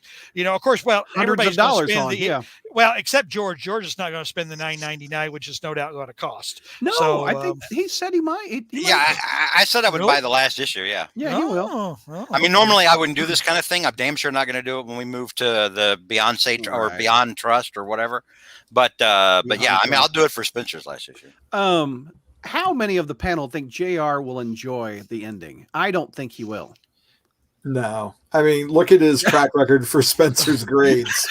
The middle of the road at best. I don't think. Now we're predicting JR's behavior is what we're doing. I don't think JR is going to like it. I really don't. Well, maybe his reactions will be retconned and he gave A's all the way through. Yeah, at the end of the day, this is America, and JR is allowed to be wrong. And when that happens, I'll fess up to it. But like I tell my wife, it hadn't happened yet. Oh, wow! All right, what do we got? We got an incomplete. Mark, what was yours? A-. And George gave it an A, I think, right? I gave it an A+. A+. Okay. Javi, what's your grade? I think it stopped right before Javi. Yeah, solid A. Kelly. Solid A. A out of me too. Suck it, JR. All right. That means I gave the lowest grade. Yeah. Give me a pro, JR. Is there a pro on an incomplete comic? Is there a con? Well, I'm going to tell you what I'm going to tell you. The pro, in a way, is leading into the con. Is that when we finally start getting story, it always gets jerked out from under us. And I mean, to be honest, these 2 issues have been far more interesting than a lot of other issues. And they certainly had more substance in the Sinister War issues that we just plundered through, or what it went through. But so, I mean, it's a compelling story because, you have some of the major characters in Spider-Man now facing the consequences of decisions made many years ago. But the thing is, it's like I said, we haven't reached the end of the tale. Yeah. I just put up a comment that was really funny that Adam wrote. He says, don't forget John Byrne said in chapter 1 that Sandman and Norman were cousins because of that hair. I forgot. Yeah, but we don't ever have to think about chapter 1 again because Marvel's forgotten it as well. So Gary in the Frozen says some of my favorite JR moments are when he talked about how in continuity Gwen and Norman could have been in this timeline. Do you like the retcon, JR? Do you like it being gone? Well, here's the thing. It's not a matter of liking or disliking. Okay. Mm-hmm. Here's the thing. when Mysterio put in my head that I wrote this essay, one of the reasons that I wrote it was because people were saying a lot of dumb things. They were saying things like, Gwen cheated on Peter because, when the fact they really weren't a serious couple back then, or they were on a break. They had only been on one date. They had only been to see the Nullifier, and then they got Waffle House, and it wasn't much of a date since Professor Warren drove them there.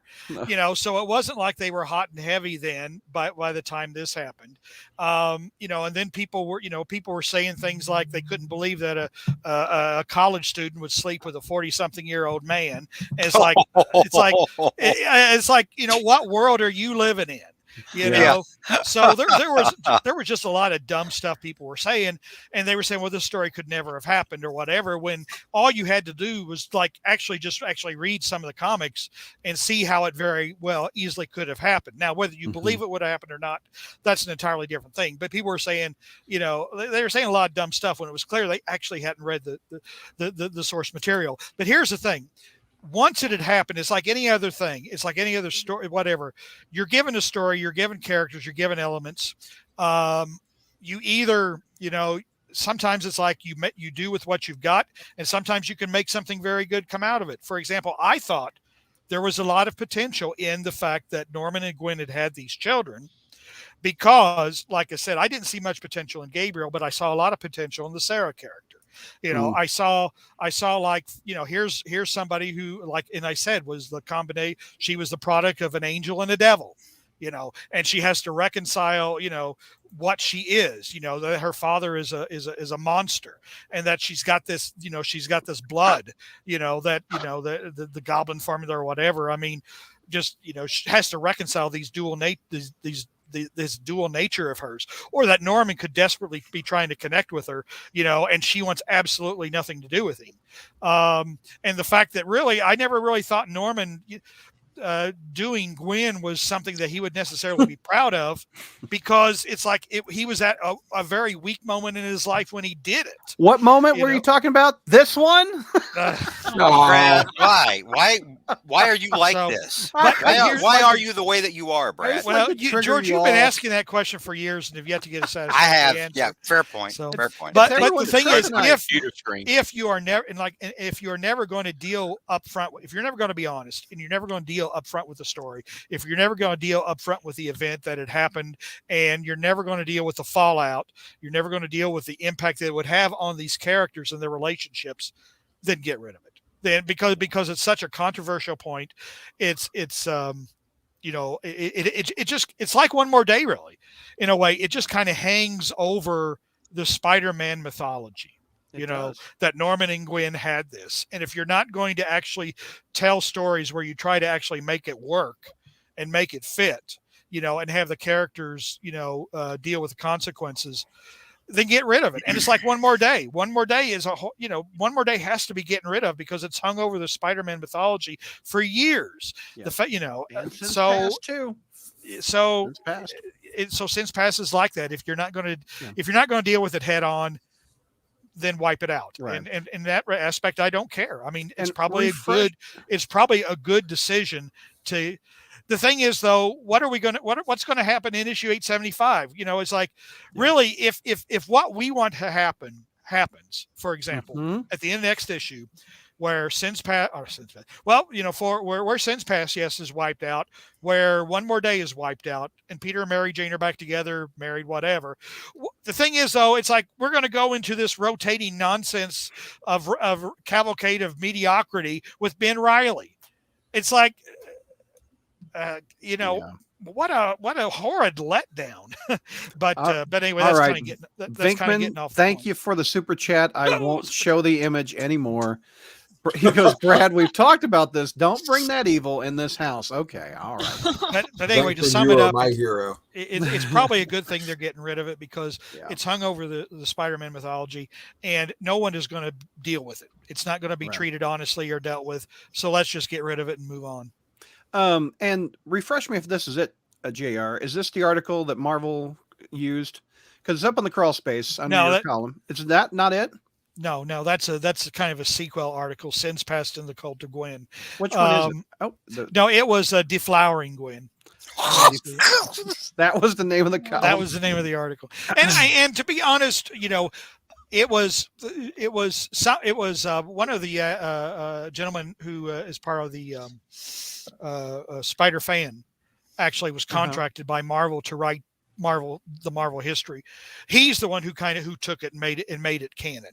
That after reading that article. So is that my one claim? I don't look at it as a claim to fame or anything. It just was but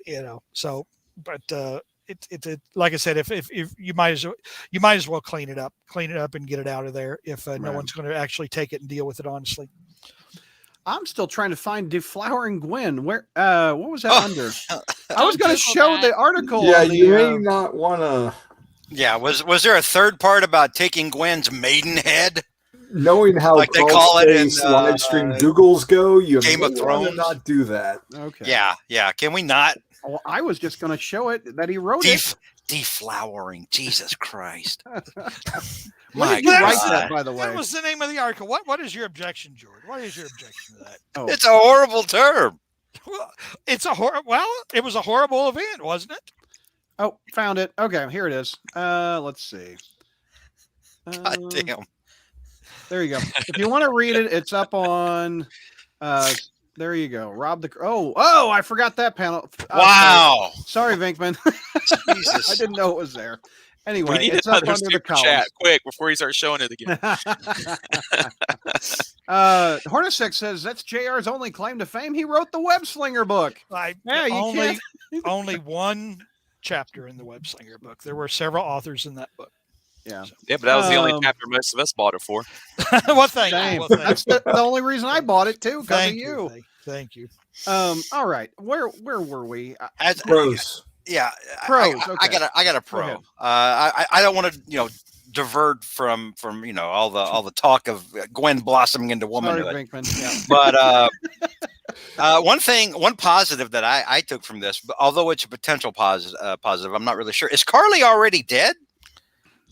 You'd be happy, wouldn't you? Or is Carly never real to begin with? Oh, now see, that would better case scenario. Ooh, that would be Nice. That would actually be kind of nice to throw that. That might make JR bump a grade up to like a D-. Well, no, because she was Joe Quesada's editorial mandate. That would just be kind of a nice little gig that she never existed. But what happened to the tattoo artist? Did he not then get you paid? Know that Spencer's been secretly listening all this time. He retconned Carly Cooper's existence. Dude, there's been some times when I know, right? I mean, several times when we're we see something in the book, we're like, God, did he hear that on the show? Then he would have heard Nick about Spencer. Hi, Nick Spencer. What's up, Nick? Hi, Nick. He would have heard JR. Don't listen to JR. We're going to miss you so goddamn much. Oh. Come back soon. Come back soon. I will say this, for all the gripes I've had about his run, and I think a lot of them are legitimate. Maybe they weren't his choices. Maybe they're editorial choices or whatever. But yeah, it's a huge letdown that he's leaving the title. Yeah. It really is, because like I said, unlike with One More Day or Big Time or whatever, where you read and were like, oh God, I can't believe this. Yeah. You actually were reading his stories, truly believing he respected the character and his mythology and he wasn't out there to piss on it because he was trying to, earn Twitter points or score with somebody or just piss off the fans. So you're right. Nick Spencer will be missed. And you know what? I want to say this about Spencer as well before I go back to my Carly's dead Beatles moment. Much like Paul, Paul died. This is my that's my new conspiracy. Carly's dead. All right, so. One thing I will say about Spencer as he's about to walk out the door, because we try to keep it apolitical here. We try not to get into politics and stuff because we all have wildly different political views. Right. But one thing I will say this is that Dan Slott used his soapbox to push his political shit 24/7 in Spider-Man, every goddamn issue, and Spencer, who himself. aligns a lot with Slott, has for the most part not done that, and has just been like, you know what, let's get to the story and leave all the other garbage behind. And to that, I give Spencer so much credit, because it's a strong writer that can deny that urge and a weak writer that indulges it. To the point of Kelly's, what if Carly Cooper was dead all along? Eric says Kelly's getting all the no prizes. Yeah. So that's the a thing, good one. That's a great one. I think it's the glasses. The glasses made the difference. So the thing is, she's seeing into the future of what's coming. Yeah. So the thing about Carly being dead, if you're looking at this issue, you know, because she's sitting there talking to Harry, hanging on Harry at one point, and I'm like, God, what a floozy. But didn't she have a boyfriend? Didn't she with Overdrive? Yeah. And I'm like, oh my God, you know. Anyway. Well, he's going to hell. Yeah, he's going to hell. Yeah. But yeah. So she's hanging on Harry, looking down at Harry's body. But if she's looking down at Harry's body, then what is she holding on to? Maybe maybe they are both dead and already in the afterlife. Maybe Carly died at some point off panel and we didn't know it. Maybe they're on that island with those people that crashed in the plane. You know, lost. Yeah. Maybe she's on the island of F off out of my comic. Or she's a chameleon with no. She's a chameleon with no real identity. Has she talked to anybody else since she's been back? Mary Jane. But maybe she's the Gwen clone that wandered off. But how recently did she talk to Mary Jane? Like within been a Spencer's while. first 5-10 issues. Okay, so but that's the thing though, because she vanished after that. Yeah. Mm-hmm. Was it 25 when they went to the play together? And then but I mean, that was what, a year ago? Over a year ago? Yeah. 2 years ago? But I mean, that's the thing. She went away for the longest time, and now she's back. And I'm like, wait a minute, has she actually? Is this like some M. Night Shyamalan bullshit? Did she? Have we seen her talk to anybody since we've been back, other than Harry? And Mary Jane. She hasn't been at the lookups. She came back. She's going out with Overdrive. Has Overdrive said anything about? Oh, hey, my girlfriend called me. She's okay. No, she talked with one of the cops in the hallway when Overdrive was in the hospital, I thought, because they were going to come and beat him up or shoot him or something. Oh, but was that recent? Well, the Sin Eater, Sin Eater arc. I so think time that was like 5 days ago. I think she's dead. I think she died. Dude, if Spencer pulls that off and suddenly we find out that Carly's already dead while we're all sitting around going, oh, please, Christ, kill Carly. That's the last thing he needs to clean up, isn't it? Oh, my God. Mind blown. I would. Kelly, you made his day. You will see. Yeah, you will see. You will see me smile the way I have never smiled before if that happens. Kelly, what are your opinions? Since you're the one that got this rolling. Well, I kind of agree with Javi. I think that this is a chameleon situation, and I think that this was set up by everything else going on, as has been revealed. Because I'm a little I'm honestly a little confused by this issue. Yeah. I kept trying to figure out, am I missing a page? Am I missing a part of the story? Because right now I think we technically have.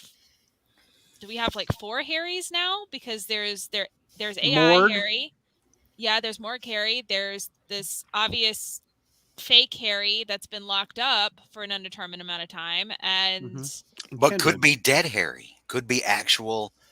Well, I mean, Harry's already dead. We have literally a dead body. Maybe it's soulless dead Harry, and Kindred is the soul. Well, that's the thing, and that's what I'm saying is that we've got Kindred, we've got an AI, we have what I believe is probably chameleon, like a chameleon as Harry, and then his dead body. And I kind of have a feeling Carly's going to also be a chameleon, and this is going to be a part of this whole plan from the very beginning, about which will undo everything, I think. But what is Stanley Osborne, says Hornacek? That's a good question, because, too, where has Stanley been? Yeah. Because we haven't seen Stanley since, Red Goblin, really? Well, I don't think he's been back since then. He has another son. Yeah. Harry's an awful person at the end of the day. Enigma, thank you for the super chat. Next thing you know, Brad will torment us with some rare Gwen Norman porno. No, Brad will not. Not on the YouTubes. Not on the YouTubes, not on the Twitters, not on the Facebooks, not on the Twitch. Brad will not do Patreon that. exclusive. Oh, No, not even there. No. But thank you for the super chat, Enigma. I think didn't you remove those episodes that we did where like we reviewed those? I reviewed those? Those are lost. Those are gone. Those are those They're wow. Lost. They're lost. They're gone. And that's because George and I want to be gainfully employed. I wasn't consulted, number one. Number two, Brad wants to be gainfully employed. That's I'm why. fine with it. I'm fine with it. Yeah, I mean, it was a product of its time. I'll put it very that way. much The so. thing about those Product that of the its most time. is you saying this has more. This pays more attention to continuity than the current Dan Slott run. It did though. That's the sad thing. That was funny. It really did. It really did. We're almost out of time. I mean, have we said anything that hasn't been said yet? Con-wise, anything? I got a small pro for 3 artists. They all blended together so much better on this issue than in other chapters. So it wasn't as jarring for me bouncing between the 3. And just the art seemed a lot cleaner and more vibrant in this issue. So that helped me enjoy it a bit better and let me give it an A. But just like we've all said, just the big broom that Spencer brought and just pushed some of the worst aspects of the last, 12 years or so. That just a blast. Adam's talking about Carly drinking that Goblin energy drink. Maybe she Goblin. drank She had the her fluid face. again. Maybe it killed her. Ooh. Maybe that's why you don't drink it. Yeah. There you go. Bravo. Oh. That's the Surgeon General warning. Do not drink the Goblin. Have it get into your pores. Not your mouth. Can I throw out a crazy theory? Yeah, go ahead, man. All right. What if we get to 74 and it doesn't really end? There is no resolution. Oh, no. Because Spencer is going off to take care of his little startup thing. What if he has plans on coming back? And that's why they're using Ben Reilly. They're just going to put Peter on ice for a while. I don't know. I think he's making this. Here's the thing. I mean, how does he swing the deal with Marvel? Oh, Marvel, I'm leaving you to do this other thing for more money, but don't worry, I'll be back when it fails. That's kind of hinky. Okay, no, it's a crazy theory. The end game of this is kind of confusing because, like you're saying, I mean, he's doing all this stuff to give us a clean slate for Peter, but then the next issue we're spotlighting Ben. I mean, we know now that Peter's still going to be around if you've looked at the solicits. We don't know how or why, but it is weird that we're basically getting a clean slate for Peter and then he's off the table and we have to wait for the anniversary. I think it was McNulty or someone that said it a couple podcasts ago. I think this is a placeholder until we can find a better writer. Yeah, it is. We didn't know Spencer was leaving, is what it sounds like. And oh crap, we got to fill some time. But I'm pretty sure Marvel has Peter David and J.M. DeMatteis's numbers, and J.M. is going to write the new Ben Reilly series, isn't he? Yeah, he is. I mean, the thing is, we got a Spider-Man movie coming out in December, so the Spider-Man comics are not going to have Peter Parker. I mean, boom, he's in it. I mean, that's not. Yeah, he's in. Yeah. But I also think too, if the placeholder idea is correct, which of course because I don't even know how they're going to bridge this gap otherwise, like that has to be it.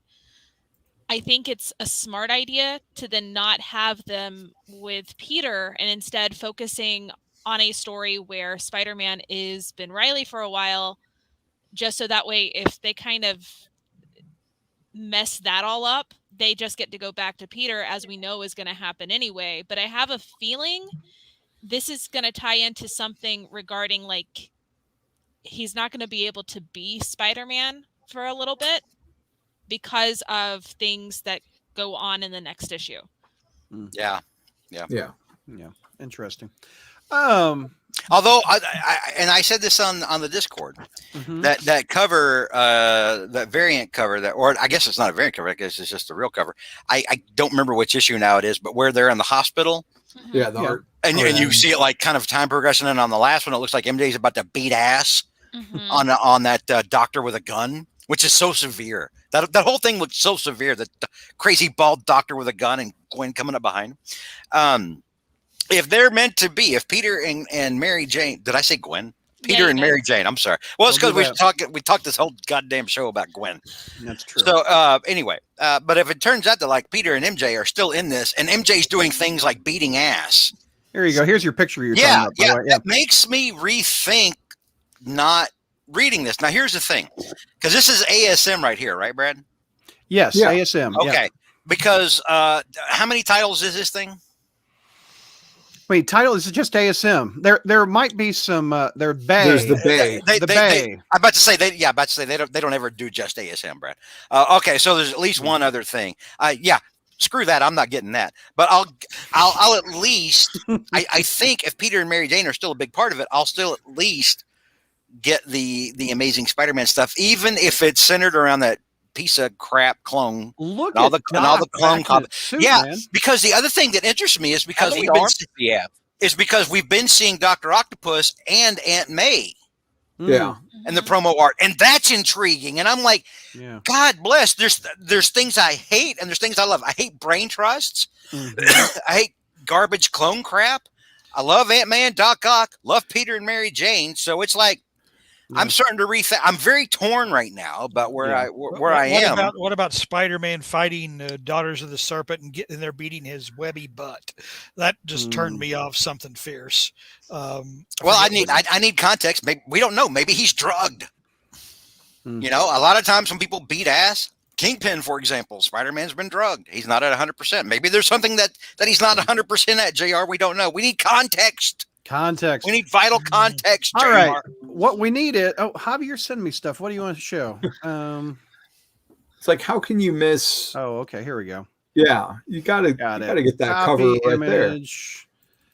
There. Here we go. Okay, there you go. What is Aunt May there? What is Aunt May doing? That looks like Ultimate Aunt May. It looks like she's dressed up to impress Dr. Octopus. Is what it looks like. Are they on a date? Well, he is dressed up in his best outfit. Oh, from wheat cakes to showing off her legs. Okay, dude. Look, if they're gonna put them back together, then I'm out. So Kelly's got her. There's Kelly's line. That's funny. Now, back in the day when Aunt May said "be in bed by 9," she meant because you need your sleep. Now, when Aunt May says "be in bed by 9," she means she's gonna be knocking boots with Otto maybe. On that note, all right, let's wrap it up.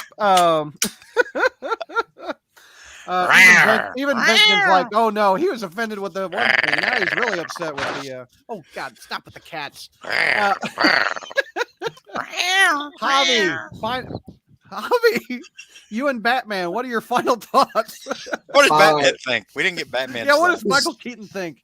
I kind of thought that the ASM issues were going to be like the point issues and the Sinister War was going to be the main event, but it wound up being the reverse, and really Sinister War should have been the SW, and the Amazing ones were the ones where I got the most enjoyment out of because so much stuff has been taken away now, and looking forward to the future, whatever it brings. I agree 100%. The ASM issues were much more entertaining and interesting to me than the miniseries. Yeah, I agree 100%. George, final thoughts. I got to go TT. I'm doing the TT dance. Wow. So I don't have any final thoughts other than God, I have to use the bathroom. Okay. Mark, final thoughts. I'm going to end with ruining George's night here. What if this is a chameleon Carly and the real Carly is going to have to come back, and now we're going to have two Carlys in the book? Oh, Jesus. Don't you put that evil on me, Dark Mark. Don't you put that evil on us. Kelly, final thoughts. These were issues. Pretty decent issues. These things happen. These things do happen, and I think that this episode is interesting, and I hope people enjoy it. It was a trip. I would almost say this episode. We covered a lot of ground in this show. We did. This episode Not all of is it good. incomplete. Okay. No, Brad. I'm sorry. Brad. Because we didn't have the man's grades. Brad, how are you going to graduate college, JR, without any grades? Come on. What's your final thoughts, JR? You just took the words out of my mouth. I was going to say my final thoughts are incomplete. Oh, yeah.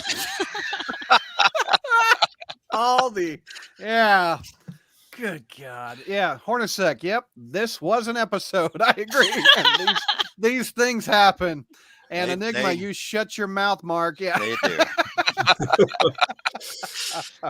Hey, guess what? We have another episode. 41 people watching right now. I don't. I'm off to go to the bathroom. He's off to tinkle. Well, holy hell, he just left. Really, he's gone. Everybody look around. You see him? He's gone. We have another episode. Javi and Kelly and myself, joined by Neil.